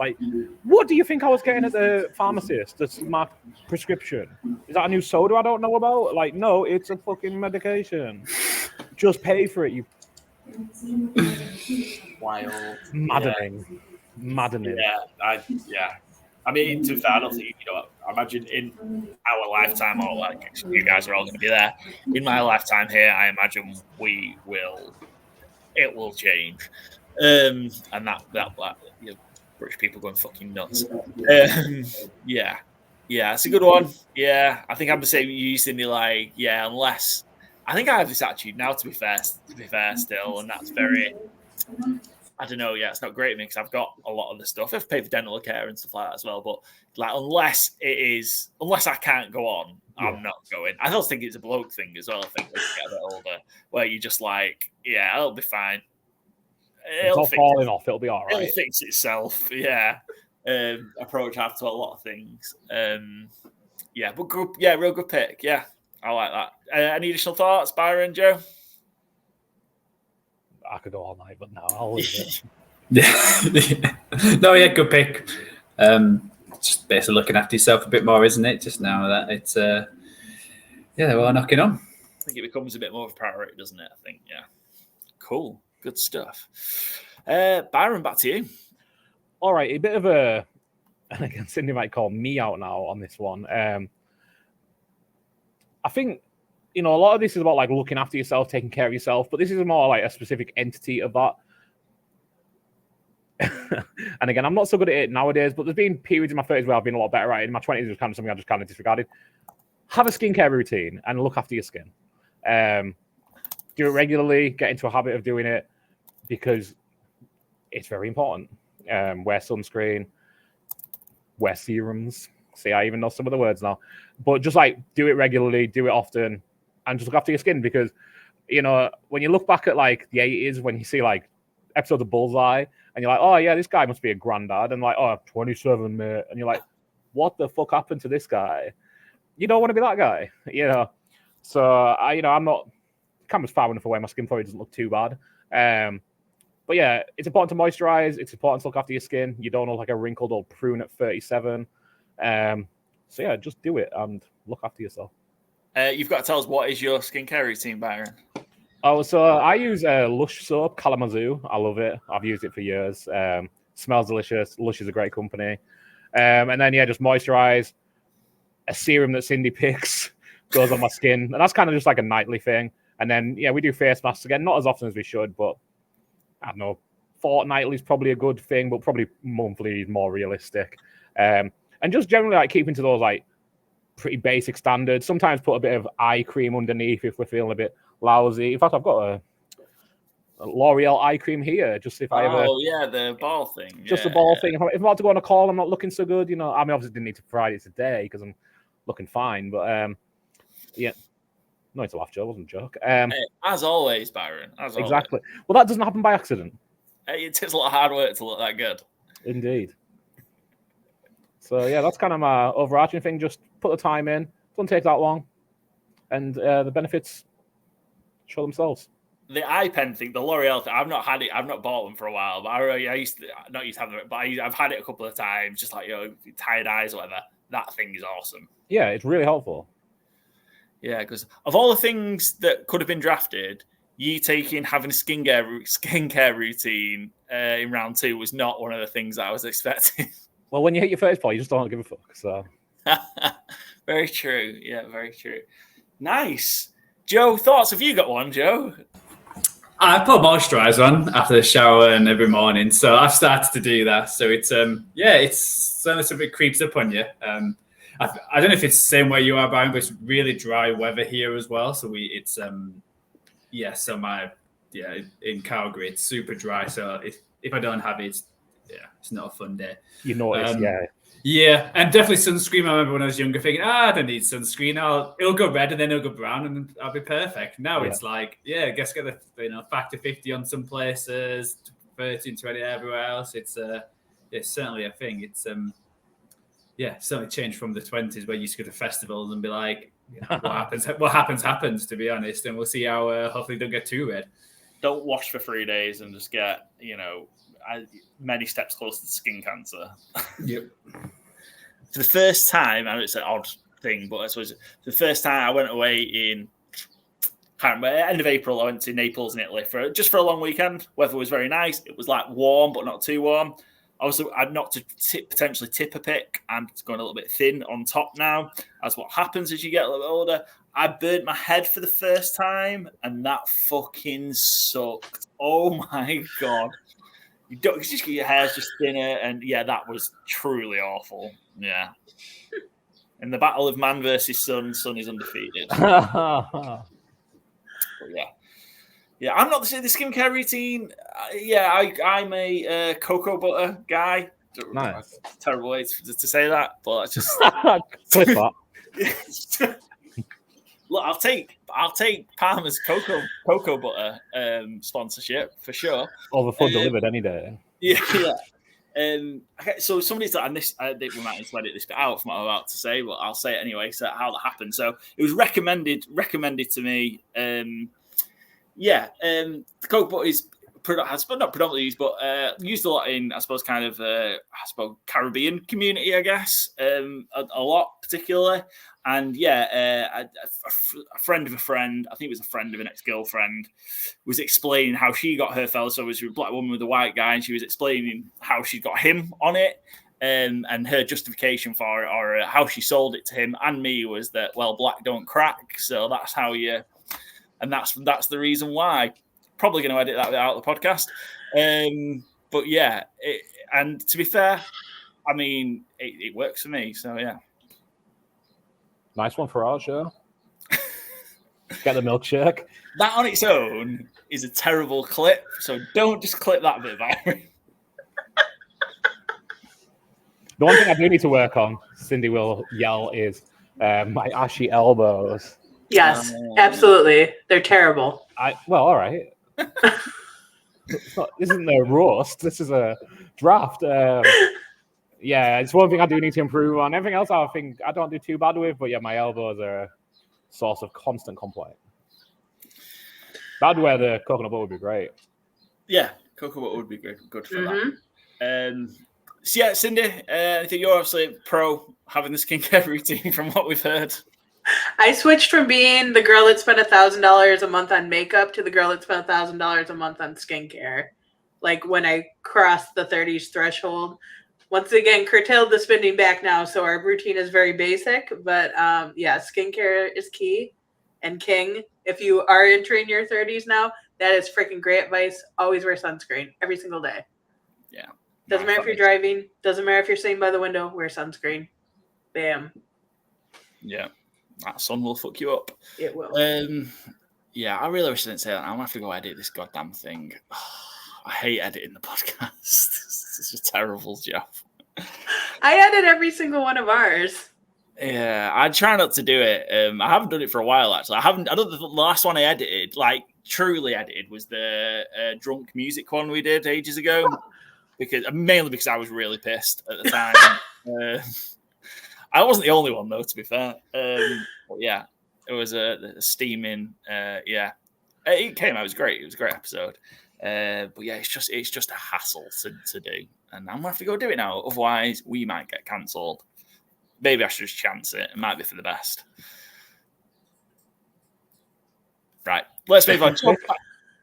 Joe, back to you. Well, Paul, you've already slightly took one of mine, just mentioned it, but yeah, it was going to be the hairline. I don't know if I'll go hair altogether. I'll go hairline because I've started to get the widow's peaks coming in big time. I've definitely got the genes of my granddad where it goes bald all the way up to like here. So I've just noticing now how thin it's certainly getting, and it's like, oh yeah, my hair looks. And you're like, oh wait a minute, why is that bald patch there? And it's getting lower, and it's getting higher and higher and higher, and I feel like it's going to continue and continue. I don't know if this is just predominantly for males who have the receding hairline and they're going thin on top and all that kind of stuff, but it's certainly depressing because you think when you're younger, you're going to have luscious hair, blowing in the wind like back when Byron was a youngster. You're going to have that for the rest of your life, but unfortunately not. So my pick is, there you go, male pattern baldness. Thank you, Paul. I think that's the best way to describe it. Yeah, it sucks, doesn't it? It truly sucks. And I don't want to shave it all off. That's just like the decision you've got to make as well. Where does it get to a point you've just got to, be a bold fella, or you just got to accept, do a Byron, do not give a fuck, and just have very thin hair and. I was on about your pick, Byron, that you don't give a fuck. You meant your attitude, not your hair. Attitude. Let's make that clear. You've got lovely, luscious hair, me, mate. I don't like the insinuation there. I just want to make that very clear. There's no going back, Joe, as well. Like if you make once you take it off, so if you make the decision to shave it off, there's there's just no going back from there. I don't think. Unless you're wearing Rooney and you shave some hair off your ass and stick it in your forehead, Well, there is the turkey transplants. Yeah. Yeah, that is an option now. Or the toupee, but you've got to make, it's a decision you have to make, and as you get older, there's no really winners unless you look good at bowling. And the problem is you don't know if you look good bowled unless you go bowled. That's another issue as well. I'm gonna look terrible bald, and I also think it's not too far away for me. Like you can see, like sort of, it's just going. I caught it. I started catching it. I can't remember what it was. I caught it like at the back. Obviously, it's going thin on top, as I mentioned. Discovered blasted by the sun. But I can't remember what it was. Like I'm lucky I'm 6'2", so as I'm taller than most people, obviously the vast majority of people can't see it unless you get caught sitting down and stuff like that. So I might think I've got a little bit longer just because I'm taller than 95% of people. But yeah, I caught a bit at an angle in the mirror, like at the back, and I'm like, oh fuck, it's getting bad. So yeah, I think maybe I've got like 18 months, maybe. Not good. Oh, we lost Cindy and Byron. I just seem way too happy with me. I was about big smiling faces. I thought, yeah, the back. It was perfect for us, and you both were smiling, like while Paul was getting depressed about losing his hair, and you both were super happy about it. I think Cindy's still frozen because she hasn't joined my hotspot yet. Yeah, no, I think we're back. Yeah, I agree. But I think that's real good. I think it's pretty good value as well towards the end of the second round, Joe.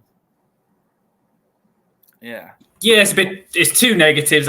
Need to give a positive soon, but yeah, it's what the 30s are all about. Yeah, it's what the 30s are all about. Yeah, I kind of thought like my dad is. What was my dad? 66, 58. Yeah, 60. He's about to be 66 this year, and he's kind of got the front same as me, like the front widow's peak front bits. But then that was it, and he's been like that for 20 years, 25 years, and it just stopped there. He lost a little bit, and I was like, oh, I'm going to be absolutely fine. Doesn't work that way. My uncle's the same, but apparently comes from other side, doesn't it? So yeah, and sadly, I didn't.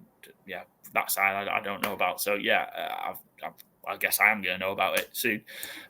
Cindy, any thoughts on male pattern baldness? I was going to say female equivalent, I would say, is going gray. Good shout. Yeah. So I started going gray at 16. Genetics. I started dyeing my hair at 16, and I dyed it all the way up through my 20s, most of my 30s. I actually, because of the pandemic, stopped dyeing my hair, and now I just have gray hair. And you know what? It is what it is. It's with that, going with the not giving a fluff anymore, because it's genetics, and I'm tired of spending the money and time fixing it. The only people that really care would be me. No one's gonna point it out. And although now I'm, I get carded, or I used to not get carded. I used to get carded. Now I don't get carded, is what I was gonna say. So that's the only downside. Yeah. I don't know about you, Paul. You getting the greys in the beard though? The odd one. So the grey is something that's not happening to me, and even though it's going, I get the odd one, and it's more like it's not necessarily grey. It's like white. Mm-hmm. So the beard, as you probably can't tell as much for those who don't know, it's a little bit orange. Is the beard tinge of the ginge, a bit like yours, Joe? It's a bit, just maybe not as much. Joe's modern tinge, I think. Yeah, I swear when I first met Joe, it was just like blonde. You have a beard. Don't get it wrong. Full Nick Cooknall now. But yeah, I get the odd like white. Yeah, pure white, which is odd. Yeah, I was gonna say Cindy was mentioning there about kind of going with the grey, and I was gonna make like Silver Fox chose to go the Philip Schofield route. Also, wasn't sure that Cindy would know who Philip Schofield is, and also now probably a real bad reference. Yeah, you don't want to be Philip Schofield. I might have told Cindy about his recent news, but I don't know if she'll know the name. Paul's gonna make some great references this podcast. The editing is wild. Legal's going to be on it. Yeah, if we had a HR department, I'd have been fired from Good Teams and Great Teams cover. Or promoted, depends on the company culture. But yeah, true, actually, yeah. Although, yeah, you're right, Byron, you mentioned in the chat, like, the Third Reich jokes for Frank Reich, like, we didn't edit those out, so I think we'll be okay. I think we'll be fine. Yeah. And you were quoting somebody. Oh, no. Yeah, and I was quoting somebody, to be fair, yeah. Cool. I don't know if Cindy tried stitching my hairline up, but I think I've done pretty well, to be fair. That's why I wasn't higher on my draft board. My brother started losing his hair at like 15, it felt like. Yeah. And my sister went grey at 15 as well. And like my dad was grey from a young man. And yeah, my hair, I don't really get any greys in it. I get a couple in the beard, like I think it's kind of natural. But yeah, I don't really think my hair's thinned out at all, really, which it grows way too quick. But I mean, I'd take that over the opposite. Yeah, so. Yeah. It's a good problem to have, my friend. Good problem to have. Yeah. It's thinner on the back. All right. Like, I mean. Oh, what? Oh, that's interesting. Oh, like top back or back back? Yeah, like the back, like top, like the top of the head towards the back. Brown like back. Where you got sunburn, Paul, I think. Yeah. Yeah, that spot. That spot, yeah, that sucks, yeah. Getting buried here. I've never considered I know, yeah, rough night for you. Hey, at least you're not going to get cancelled. I was going to say, I've never actually considered the trip to Turkey seriously, because I've seen like mixed results. But I remember the last time I went to watch Manchester United in Turkey not that long ago. And coming back through Istanbul airport, the flights were just full. Not football fans who'd been to watch Manchester United play Fenerbahce or Besiktas, or whoever it was. It was one of the three Istanbul teams. And it was just full of British people that had been to Turkey on their way back and they were just all walking around like the patches on their heads and stuff like that. It was hilarious. And all had brand new teeth as well. As I say, yeah, teeth as well, yeah. Teeth as well, yeah. Cool. Okay, let's rattle this through because Joe's on time. It's time constraints. It's me. So yeah, I'm going to take the one I was considering taking 1-1 because it has come all the way back round to me, and it's one that's getting progressively worse for me. It's definitely a negative one, and it's actually the reason this point and this pick is the reason why we're doing the reason why I put it on our list of drafts to do. So just a bit of context. The reason why the conversation started is my partner, Jenny. She's due to turn 30 soon. Obviously, she has a birthday. And that next birthday is when she's 30. And this particular thing, I just said at some point, shortly after she turns 30, it will hit her, even though she never experienced it before, never had it happen. It will feel like you are about to die, and then it will just be the norm.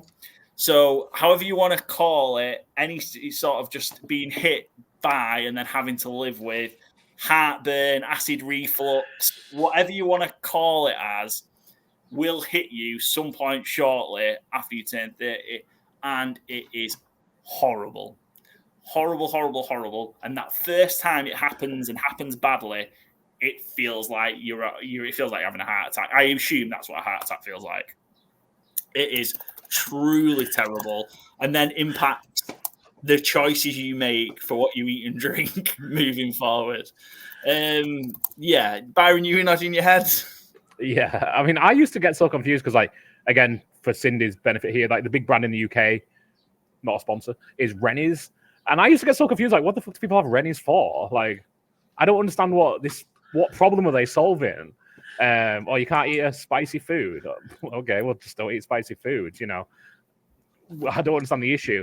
And it didn't hit me until I was like, I think 34, 35, truthfully. And I've never been someone who eats especially well, so, like, no reason for it to not come earlier.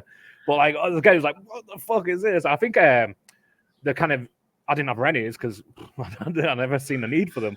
But, like, I think peppermint or mint kind of resolved the issue a little. But yeah, now, I mean, again, I'm on my desk here. Never go far without a packet of Tums, which is a UK brand, a US brand, the equivalent. Yeah, they live on my desk. Can't go far without them. If and when I take Charlie out, I always have a couple of Tums in my pocket in case I feel heartburny while we're out and about, because I don't want to be out with the dog and going, feel gross. So, yeah, Cindy will troll me. She's like, oh, have you got Tums over there? I'm like, I've got pocket Tums. Do you want them? And she's like, no, I do not. That is horrible. Which is a fair understanding, but okay, it's my pocket. They've got in my mouth. I don't have airs and graces like some folk. But, yeah, that is a biggie, and it's horrendous.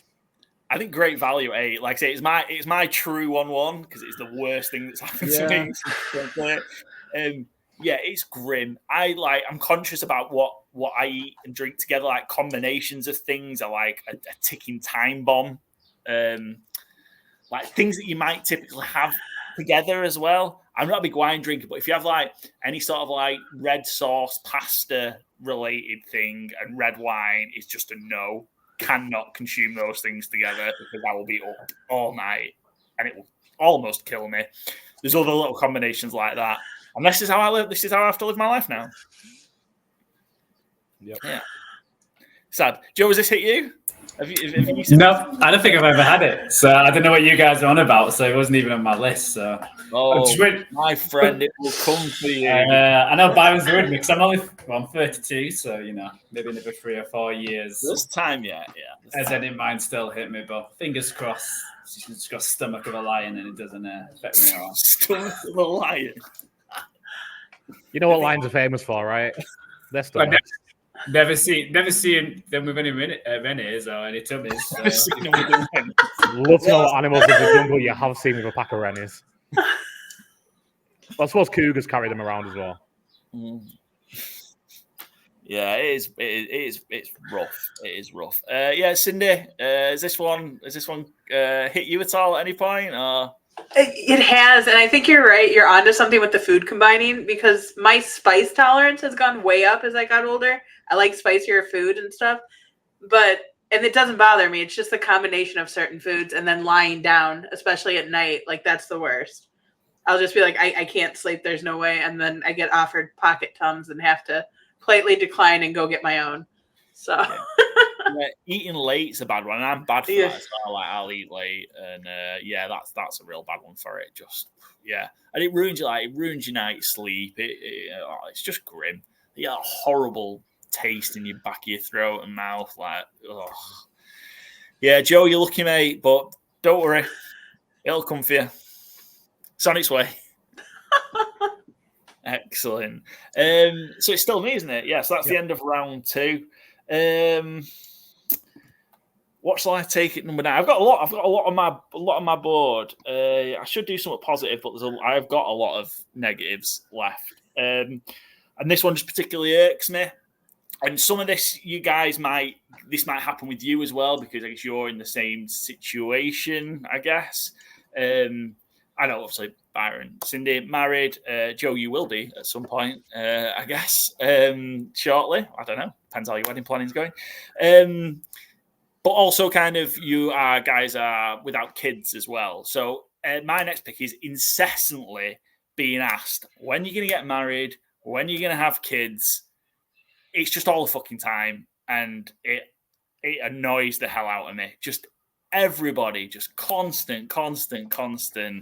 It just really irritates me. And I just feel like I'm just not going to do it just to spite everyone now. Because, fuck you. Stop asking me. Leave me alone. Just incessantly being asked about, marriage and kids. I'm glad you said everyone asking you, because I was going to say, if this is Jenny and you're just like, I'm going to tell you about heartburn, love. Don't you worry about marriage. Heartburn's coming for you. I think she might stop asking soon. But everybody doing it is. I don't remember experiencing it too much, truthfully, but I definitely understand the feeling. Yeah. Joe, has this happened with you? I know you're kind of away from a lot of people. Well, these family friends, you're away from a lot of them. But did this happen to you with kind of where you are? I think it did. It was weird. It wasn't even like family members who did it, because I think they knew the general gist. It was more people who you like work with, who you're not really friends with, and they'll be like, ask, when are you doing this? When are you doing that? When are you doing that? And what the crazy thing is, I hope no one's like chose this, is that the realization of when your parents, how old they were when they had you. And then you're saying like, when I turned 33, my mum would have just had me. So it's just like, shit, like she would have had 2 kids at that point. How the hell was she ready for kids and all that kind of stuff at this age? It's still blows my mind. So it's, but yeah, we don't get it as much now, but it is annoying when people just go on and on, especially like when it's just random people. It's like, I don't want your life of, you complain about your kids all the time, and then you ask him, when am I going to have, 3 or 4? It's, do one. I was going to say, I think it's... Sorry, go ahead. Go on, no, you're right, Ryan, go on. I think it's especially... And again, I don't remember ever being asked this, maybe at old jobs, maybe. it's always the most boring tossers at work who ask you these kind of questions because they've got nothing interesting to say about their own life or like what's going on in the world. And it's just like the ultimate fallback. Like they've got 2 or 3 kids. They hate themselves. It's just like, so when you having kids and you're like, why don't you mind your fucking business? Yeah, it's always as well. I think what I've noticed is it happens with strangers or people you've just met or, people that whatever, other steps away. But the people that you know or close to you that ask you, these are the people who constantly moan about how much they hate their partners or how much they hate their kids, how much they wish they didn't do those things. And then they're asking you when you're going to do those things. It's like, well, yeah, I'm not, because you're clearly fucking miserable. Not everybody that's married and has kids is miserable, just to say. Just the ones you know. Just everybody that I know, yeah. No, definitely. Like, it's like, you are not a good test case here of why I should do it. Yeah. Yeah. But you're not allowed to say that, are you? No, but I just did. Fuck him. Yeah. Cindy, what are your thoughts? I'm going to say, as a female, I was asked far more about the kids thing than the marriage thing. And since being married, I've been asked several times, and I'm going to take this as a moment as a PSA. Do not ask people when they're going to have kids or why they don't have children. As someone that can't have children, and it is something I very much want, it's very painful. So it's hurtful. It's awful. Don't ask people that stuff. And if for the marriage thing, don't pressure guys into asking someone to marry them. That's also like this thing in culture where it's like, well, you got to lock him down or whatever. No, that's not your business. Get over it. Mind your business. Yeah. Absolutely. Not everyone can be so lucky as Cindy. That wasn't a joke either. I was laughing all the wrong bits today. Cool, good stuff. Yeah, it's just one that irks me and irritates me. And every time somebody asks me, I now can't hide it on my face that just fuck off. Yeah. Cool. That's me. We're into I'd say round 2. That should be round 3 because we're in round 3. Joe, we're back to you. Yeah. Yeah. I'm going to go for, I don't think it's negative. I think it's just acceptance, is that when you go out, the changes, you want to be somewhere what's not too loud, there's seats, you can talk to people, and it's comfortable. There's nothing worse than walking into like a pub or someone who's like, you go out with like work, who's like, oh, let's go to a club. And you're like, oh, I've got to stand up for 3 or 4 hours. Or yeah, you walk into a pub and it's super loud, there's blaring it, and it's just like, oh, I don't want this anymore. I just want to relax, have a few drinks, chill out. Yeah, maybe, if there's some decent tunes, get up and dance, but it doesn't have to be blaring and go like crazy. It's just the acceptance of enjoying that lifestyle. And that certainly changed from when you're certainly younger. So that's my pick in the third round. We've called it Can't Stand Loud Pubs, Bars, Clubs. Is that fair, Joe? I don't mind bars sometimes, but it's just the whole like clubbing and really loud stuff where you can't sit down. I think that's the worst, when you're just like, oh, there's no seat available. I'm going to have to stand up for more than 20 minutes. Well, that's the genius. Can't stand loud. Anyway, it was lost on you. Nice. Well done, Paul. So you mentioned there about Joe, if there's some tune, if there's some good music on, you'll get up and dance. What are the tunes that are getting Joe moving? Oh, a bit of Motown and soul, one for the dads. Go up there. Like, my favorite place in Leeds was always Smokestack. That always had the music where it's if I'm in the mood, that's the kind of stuff. Or I would say cheese stuff, but I play older stuff. You knew how the music draft went when I probably couldn't name a song after 1991. So yeah, that's probably why I kind of dance to a groove to pop. Nice groove thing. Yeah, it's a good shot. I like the pit though. Yeah, like I'm just a lot more sensitive to noise now. I think just in general. But yeah, like just where you can't have a conversation, you're having to like shout to the person next to you. Just not for me.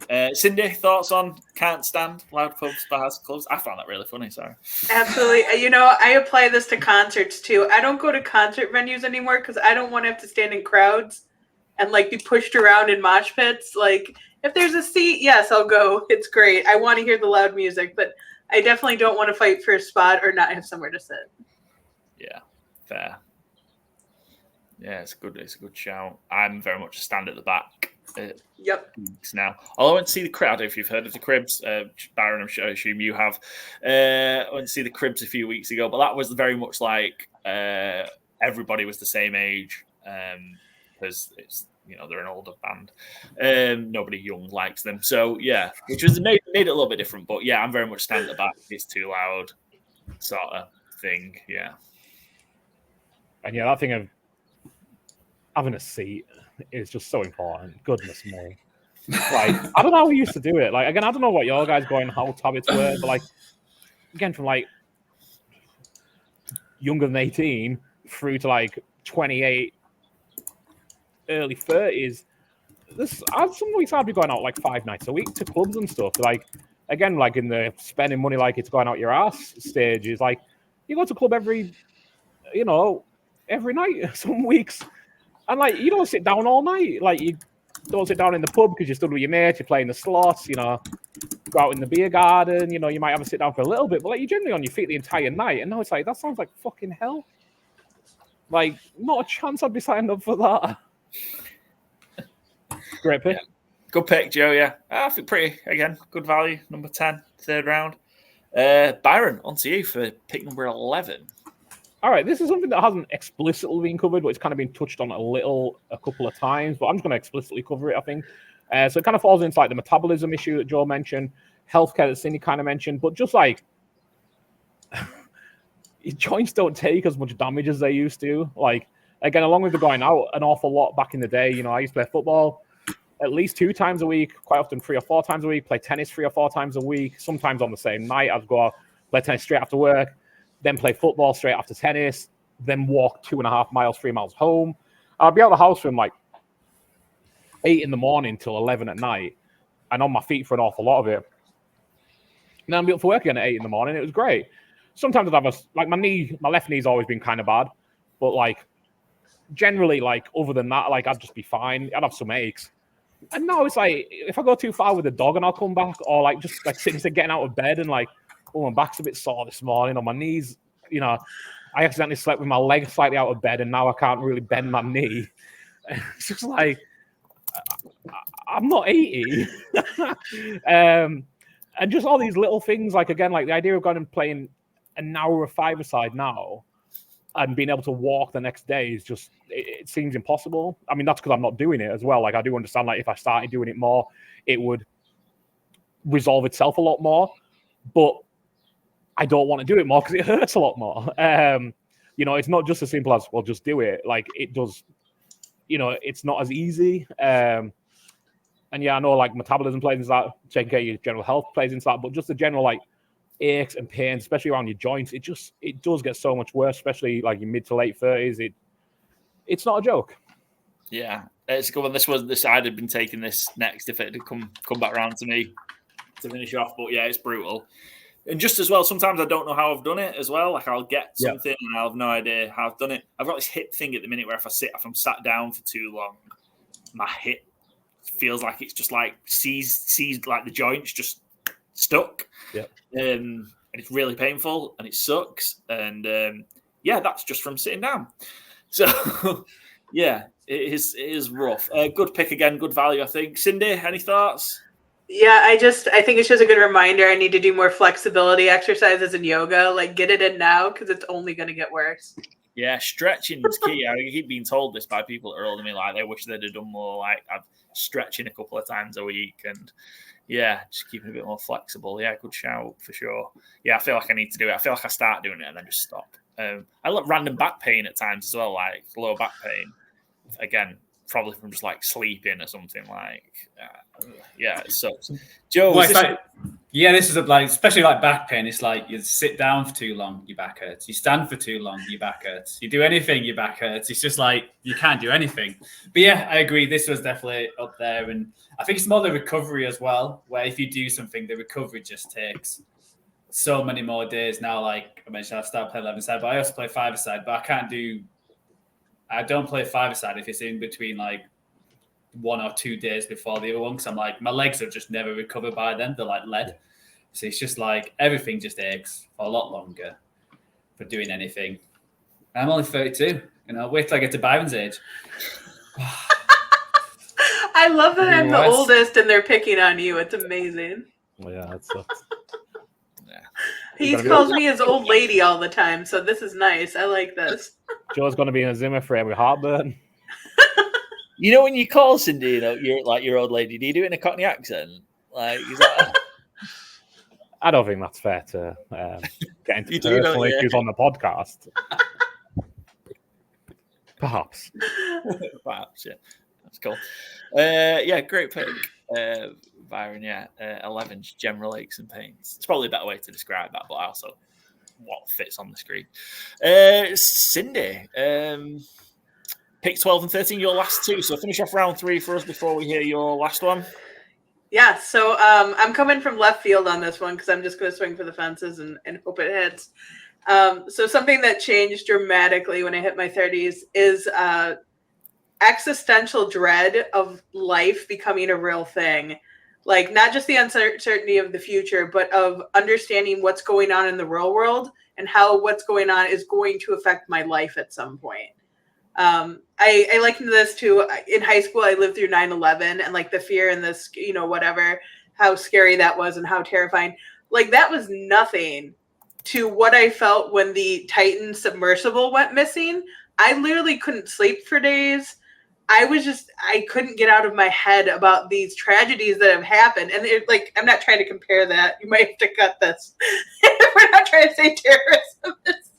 It's not as scary as that. But I'm just saying, though, as a young person, you don't understand the ramifications of what's happening in the world and how it will affect you.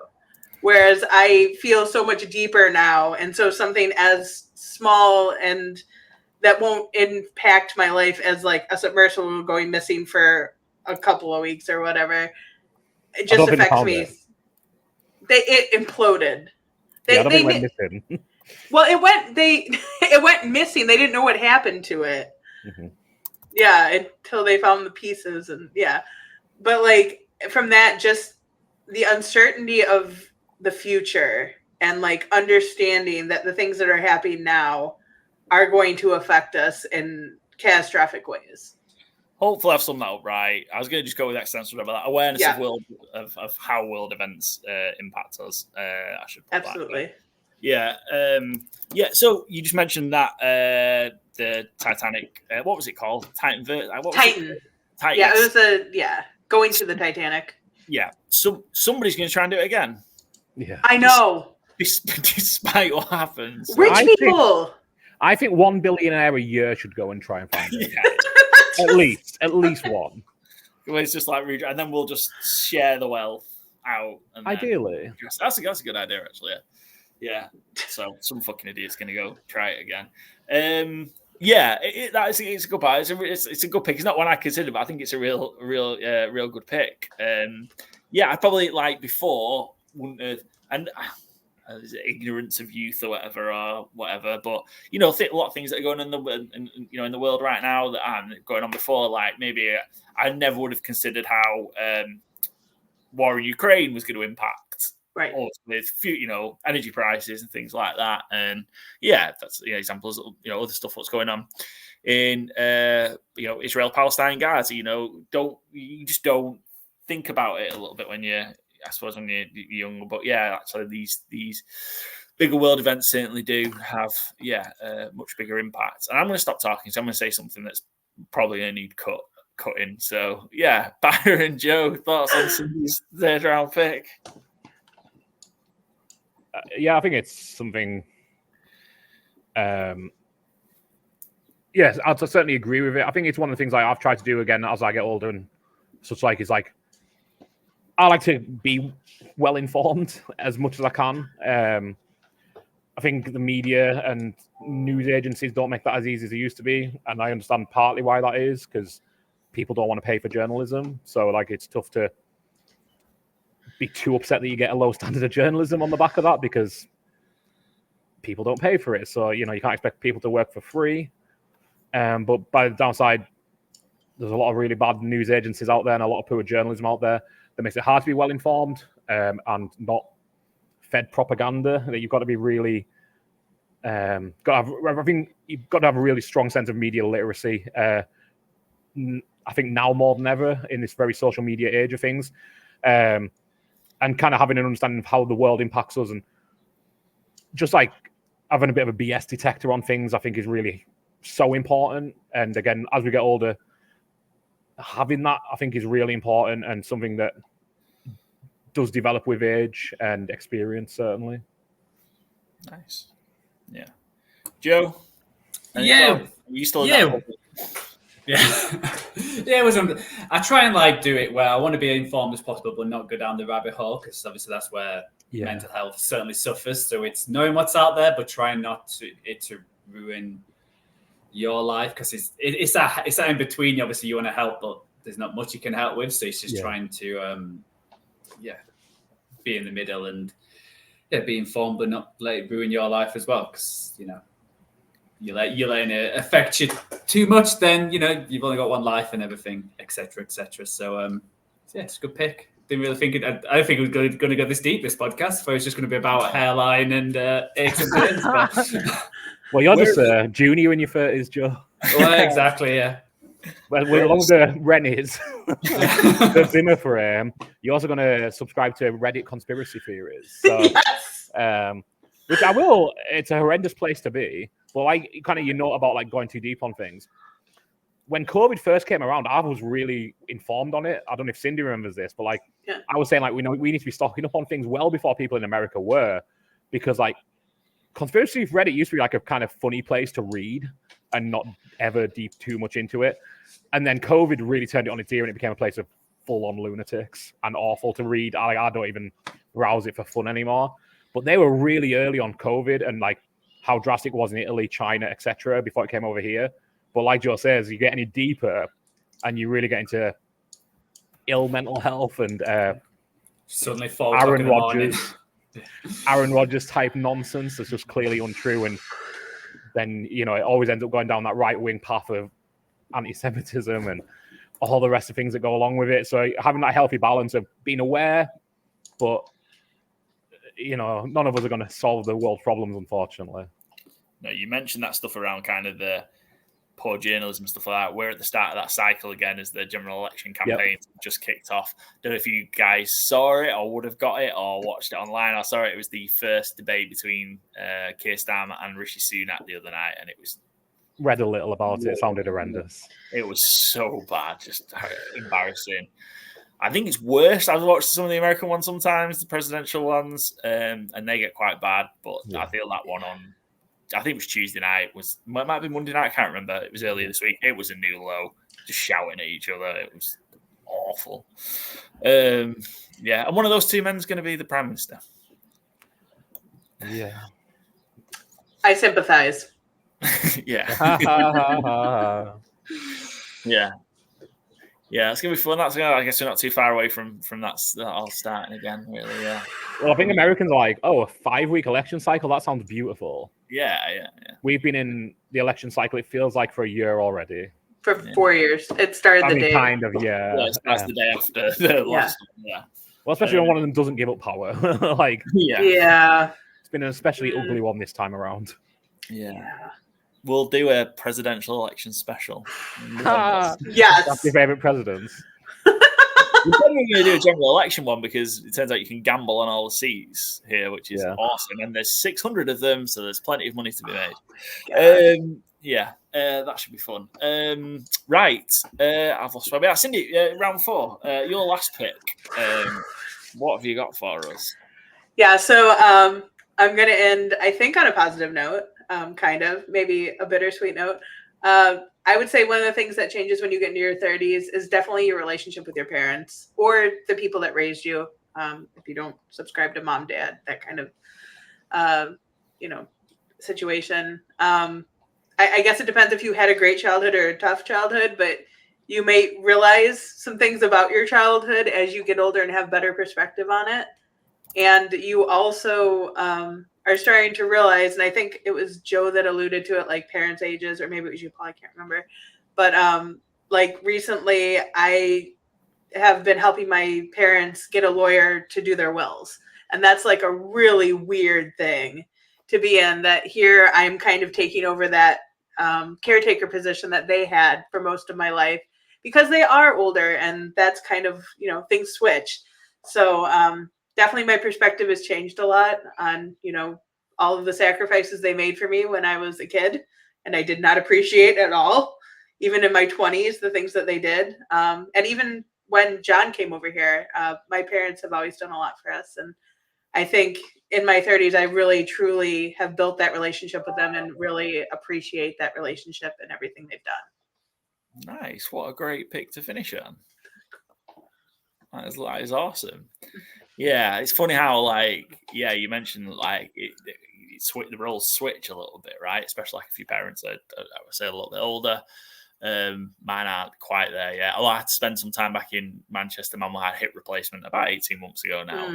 She was laid up for a bit. So, it was just weird that I was there taking care of her, making sure she was, it was odd, yeah. I don't know quite how to describe it, but yeah, relationship with parents, I think that's a good shout, how that changes. What a great pick, and a wholesome pick to finish.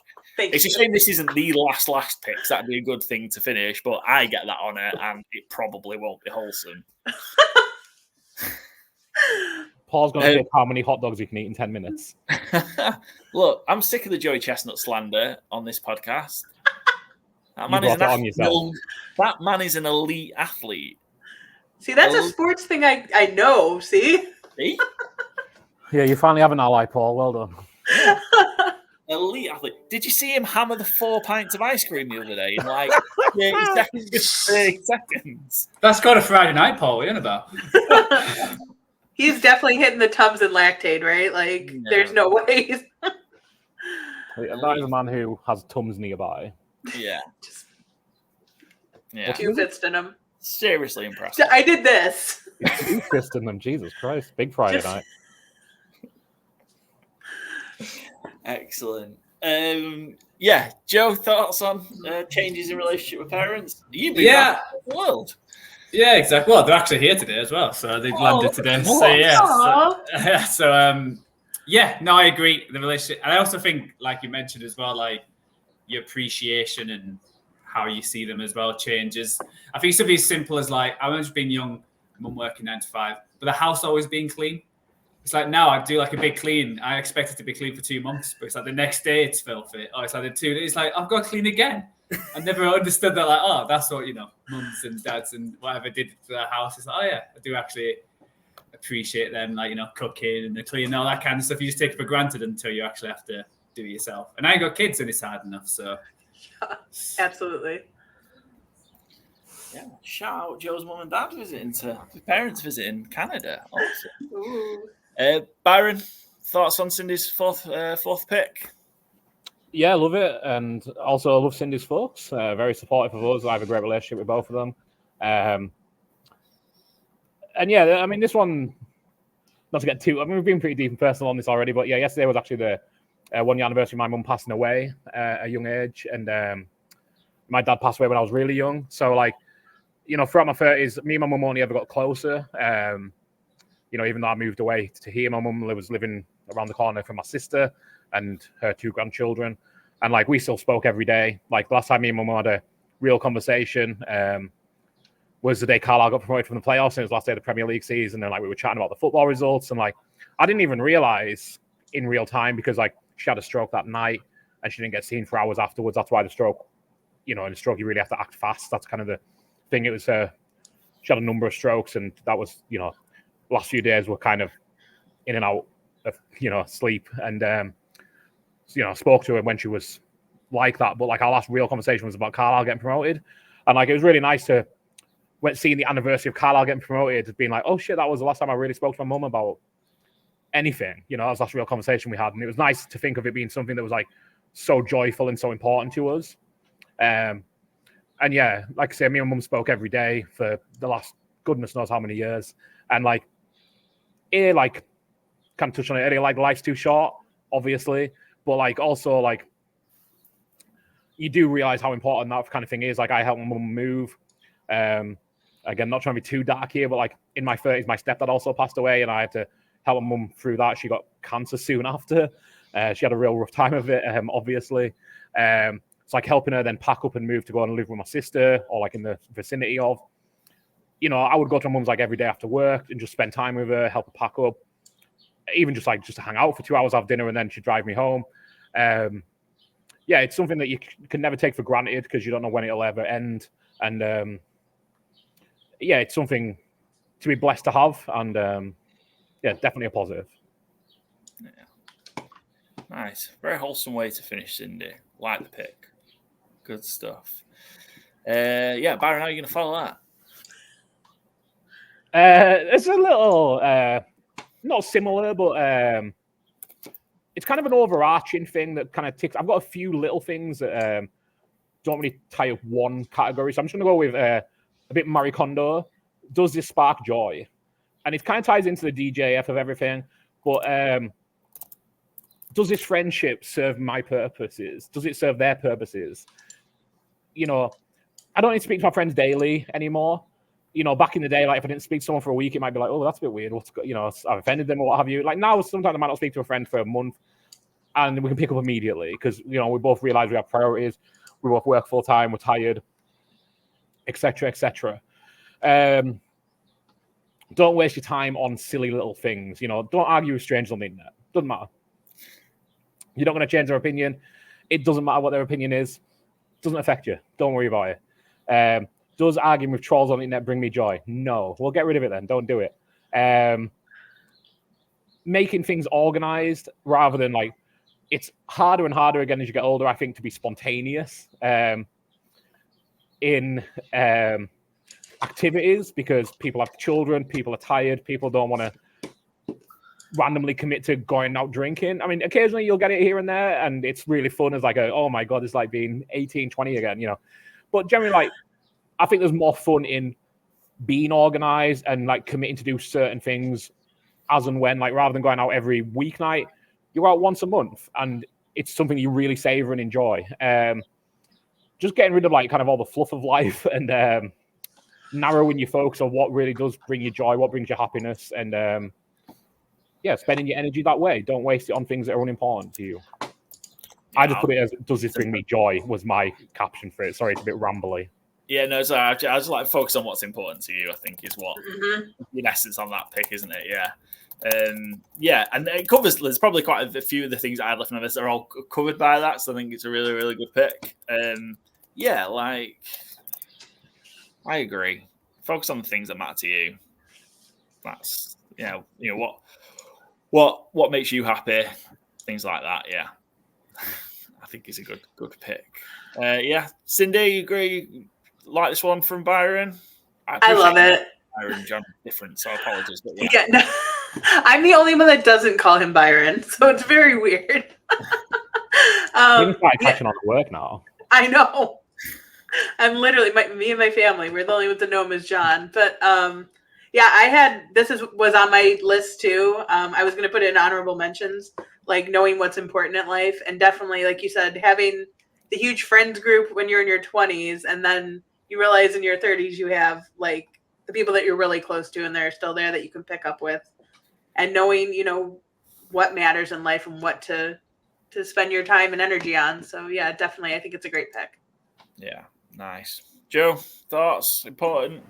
Yeah, I had the one similar, get rid of toxic friends or people who are in your life who, like you said, don't give you joy or doesn't add anything to your life, only hassle. So it's and I think it's linked to your first one as well, where you just don't care what other people think. So you just do what makes you happy. So yeah, good choice. Yeah, I might end up on Joe's kick out list if we keep mithering him to do these funny graphics for the podcast.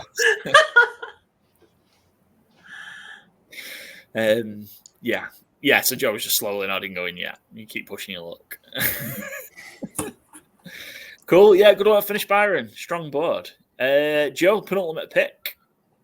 Yeah, I've got quite a few to choose from here. I'll probably go some more serious. I'll go for my fun one. Why not?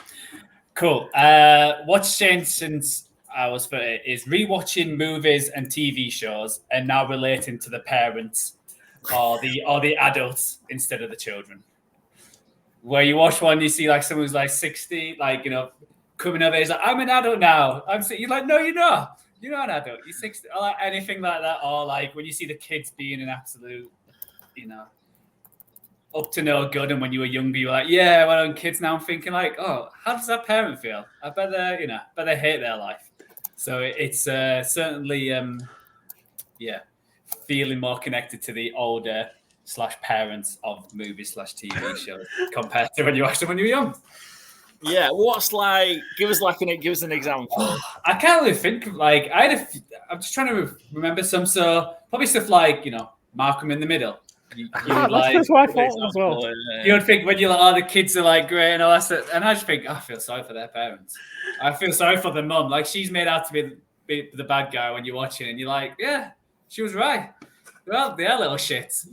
She should like do what she did. So you know what I mean? And she had that husband as well. It was no good as well. So it's like no wonder she was always angry and stressed. It's like I understand it now. But obviously, when you're younger, you're like, oh, I want to be. You want to be Malcolm or you want to be whoever, and it's just like, yeah, he's the person you want to hang out and be. But it's like, nah. Imagine having a kid like that, like especially like one of his brothers. You'd be like, I'm not going to hang out with them anymore because of the kids. So, yeah, it's funny. That was the exact show I thought of when you started saying that. Yeah. So that's a real good example. Yeah, I like that. It's a left field. I wouldn't have thought of that, but yeah, I think it's a really, really good picture. Yeah.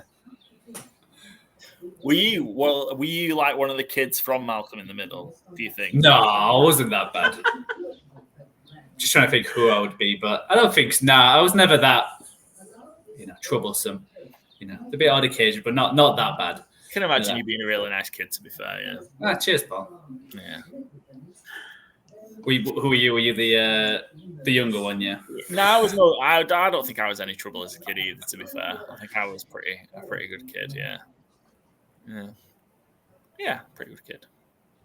I know mum and dad may say otherwise, but pretty good kid. Yeah, good pick, Cindy Byrne. What do we think of the pick relating to the parents instead of the kids in old? I said old. I didn't really mean old, but you know what I mean. Old movies, TV shows. I never thought of it, but I think it's a good shout.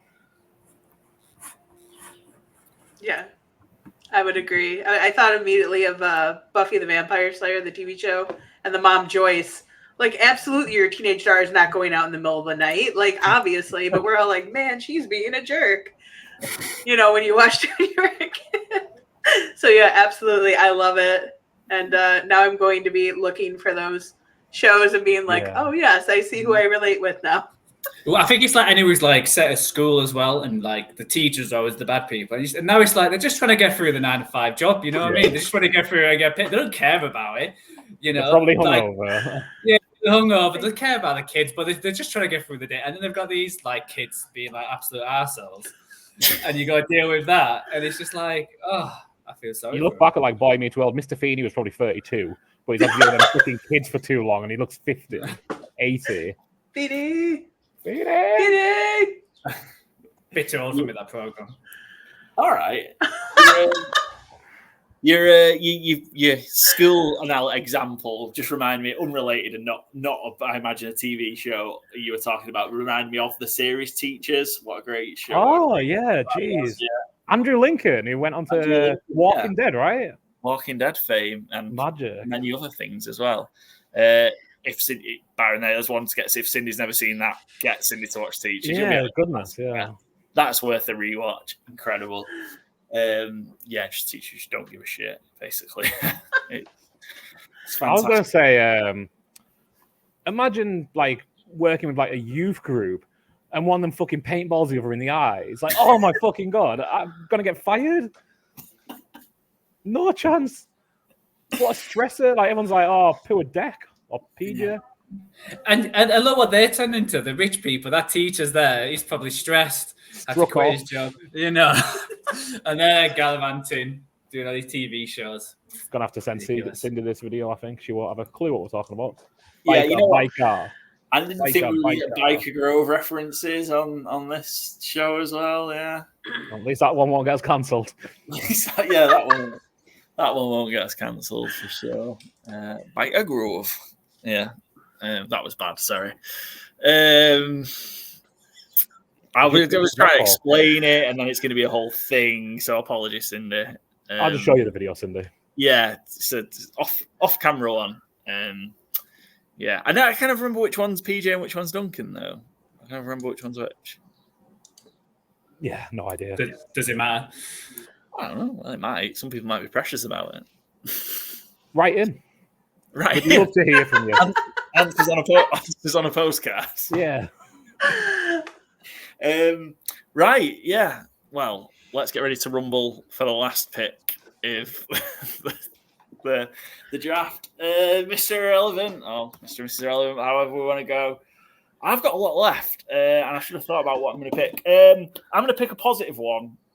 So I think before going on any sort of trip or holiday before, especially maybe in my 20s, cost was the most important thing in terms of making these trips or whatever as cheap as possible. And the thing that hit the most would be accommodation, hotel, Airbnb, hostel.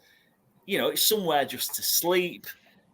You just get the cheapest thing you can, and then you've got more money to spend on the things you actually want to do.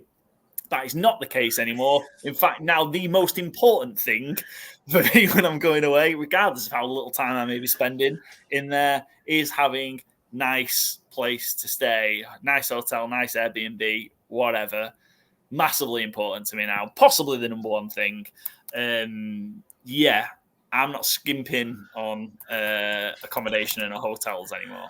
I mean, I'm not like booking the Four Seasons at the same time, but you know, I'm not tight with it like I used to be. Very good shout. Yeah. I think of the amount of years, I slept on your couch, certainly, Paul. Yeah. Because I mean, no one wants to come to Carlisle. Yeah, that's true. So I would always go to my friend's house. I'm not paying for a hotel to go and stay with my friends. The amount of nights I spent on Ross and Ben's couch, Dan's couch, our couch, like anywhere I would go, I would always go and stay on the couch, and I'd generally go to Leeds or London or Newcastle to see my sister probably 2 weekends a month, and every one of them I'd be on a couch. Man, I do not fancy that now. We have a real nice bed. It was a big expense, truthfully, but it's really nice. Nicer than hotel beds, I would even say. It's really good. And like the idea of now going and sleeping on a couch, no. I could not agree more. It's worth spending the money on. Yeah, big time. Yeah. And being free Northerners as well, even worse, Even keeping the pennies in the pockets, even worse. It's sleep anywhere. Same. Slept in horrendous places where I've slept on a couch in the middle of winter with no blankets or anything. So I literally just slept with the cushions on me. I just sleep at the bottom of the sofa just because it was that cold. But anything to save, 50 quid. But definitely now it's certainly changed. Yeah, I've stayed in some horrendous places. I remember staying in a hostel in Manchester. Poland. Hey, there's no need for that. Stayed in Poland. I want to say it was Warsaw. I think it was on like a interrail trip around Europe, and they were they're not scorpions, but they were like little insects that look like scorpions crawling. Yeah, it was and it was like £4 or something. This is it was maybe even only 10, 12 years ago as well, so it wasn't even that long ago. But you're going away for 5-6 weeks, you need to make the budget stretch. Yeah, I think, and yeah, they're it was horrible. Yeah, just putting yourself in situations like that. 20 people in the same room, so it just terrible. Yeah. I remember staying in Munich in a hostel, and there was 3 of us traveling. I'll stop after this one, I promise. I know, Joe, you've got to go. 3 of us in, and then we thought we had the 6-bed hostel room to ourselves because when we got there, it was empty. You get pretty drunk pretty quickly in Munich. Going out and then coming back in the middle of the night after being out all day and all night on very strong German beer, and then realising there was 3 migrant workers sharing the hostel with us as well, that my pal woke up by when he was climbing to his top bunk, all his change fell out of his pockets and just slammed on the tile floor and just made this symphony of noise from each individual coin bouncing, and you're having 3. I think the guys are Romanian, pissed off people who were, a couple of hours sleep and were up in an hour or 2 for a full day's hard labour, screaming at you. Not good. Trip of a lifetime. Yeah, it was a great trip. What a trip that was. Yeah. Any other thoughts on the last pick? No, I love it. I was trying to think of like the worst places I've slept, and like these truthfully are more on me than both of these are at Dan's, who friend of the show. Once after a very heavy night of more than drinking, fell asleep on his balcony. Not on a chair on his balcony, just sat on his balcony and fell asleep. That was in November. Wouldn't recommend it. And after another heavy, more than drinking night, fell asleep on a kitchen chair, that wasn't at a table. It was just like a loose wooden kitchen chair, and woke up like bent over hours later, feeling as good as you can imagine, I would dare say. Nice. Definitely worth a good bed. Yeah, it's just worth it. It just makes everything else like so much better about your trip as well. You had a good night's sleep, nice place to stay, nice facilities. It's just somewhere decent to have a shower and stuff like that. Simple. I was going to say just that thing of like being able to unwind. Yeah. You're not in an awful place that, I'm saying like when I say my friends are not awful places, but like it's not yours. Yeah, like it's not like it's never nice. Like if I fall asleep on the sofa now, I'm fucked for a day or two. Like, yeah. So right, I've been swearing a lot in this episode. I do apologise, everyone. It is a family show.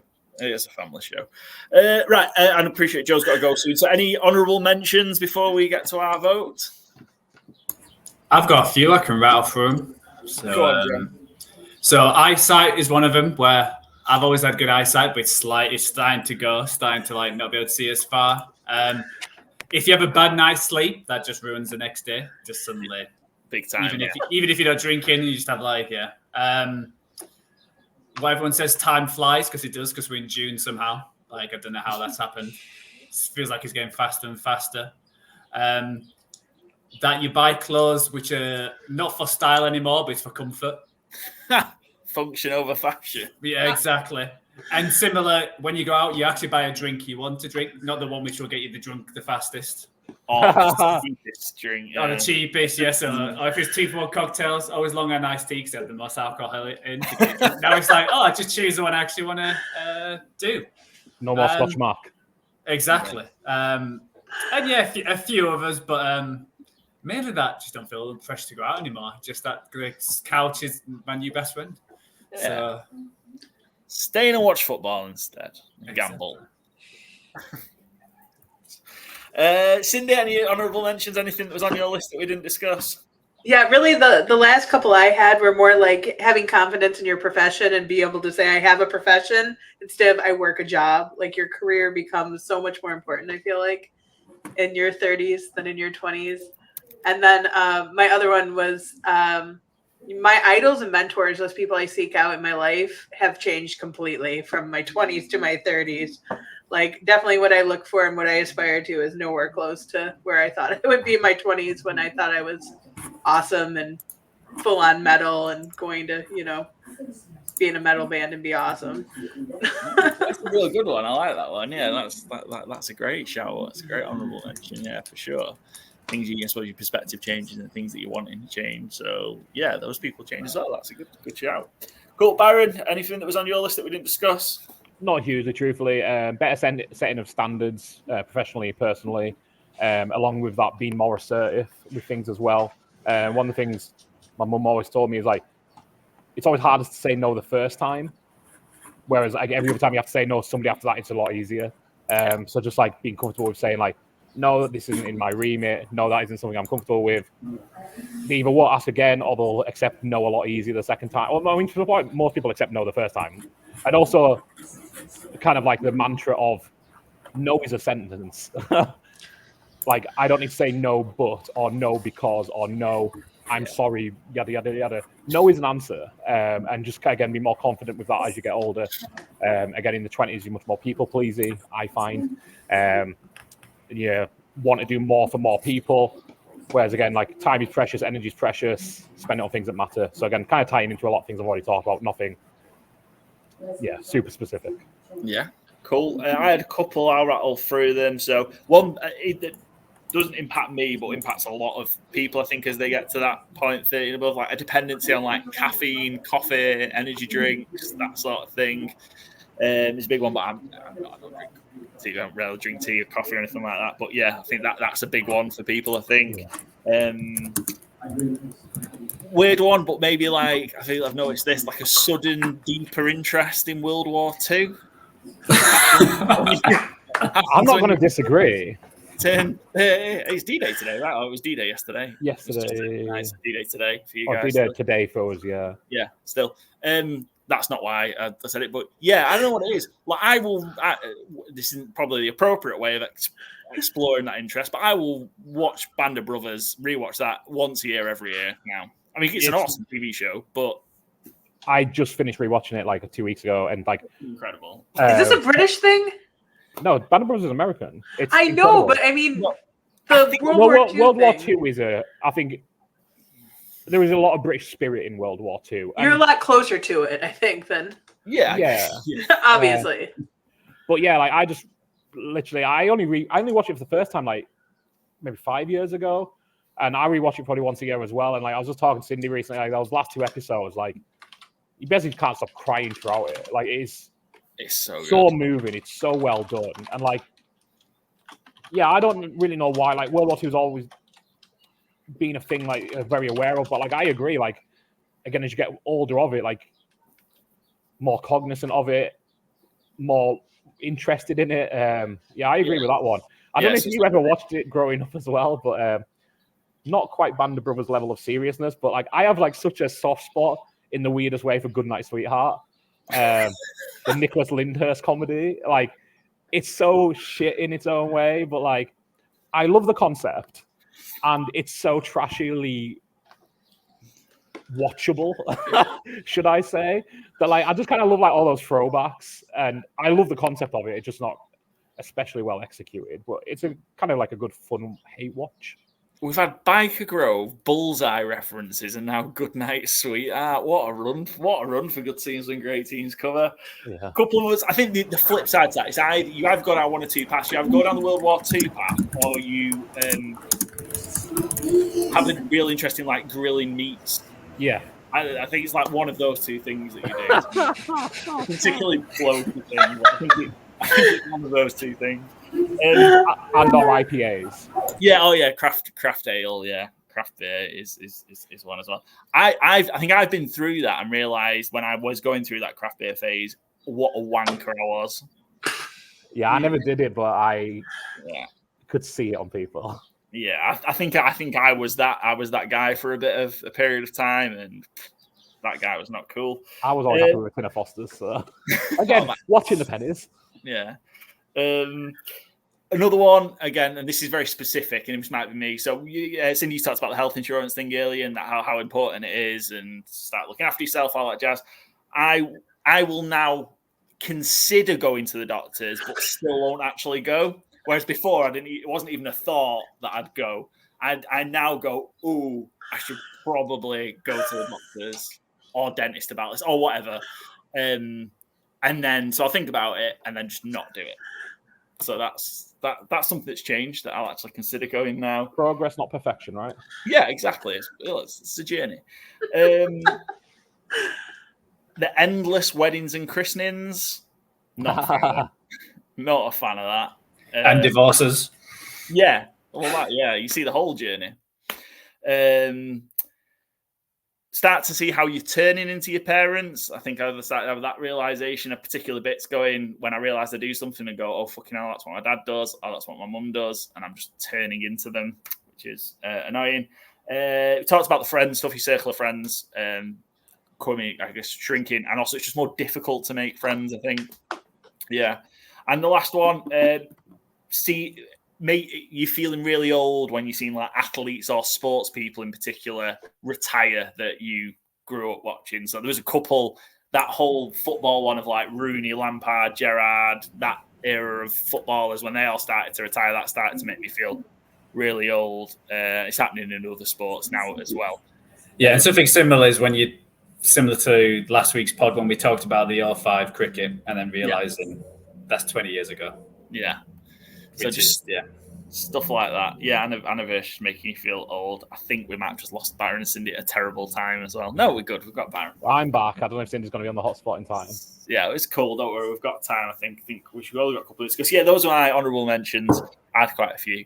But, yeah, it was good. Really enjoyed that. We're going to vote for a winner. Byron, you've got the job of rattling off everyone's draft picks now. So I was first. So I had hangovers getting worse, acid reflux, heartburn, married kids questions. Yeah, the incessant questions about when you're getting married or when you're having kids. Was that my third pick? And then you only made 4.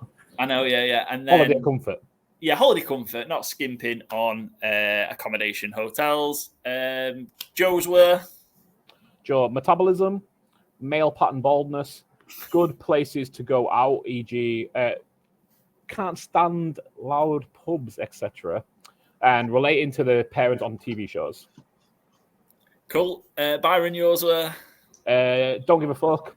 Skincare, aches and pains, and does this bring me joy? Nice. And Cindy's for? Curbing spending, apparently. Healthcare, existential dread, and relationship with your parents. Cool. Right. As always, we are going to jump to our chat to do the vote. So pop the name of the person you think the winner is, and then we'll see. We'll see where we've got no tiebreakers. So if we have a tie, it's a shared draft. So pop your name in the chat.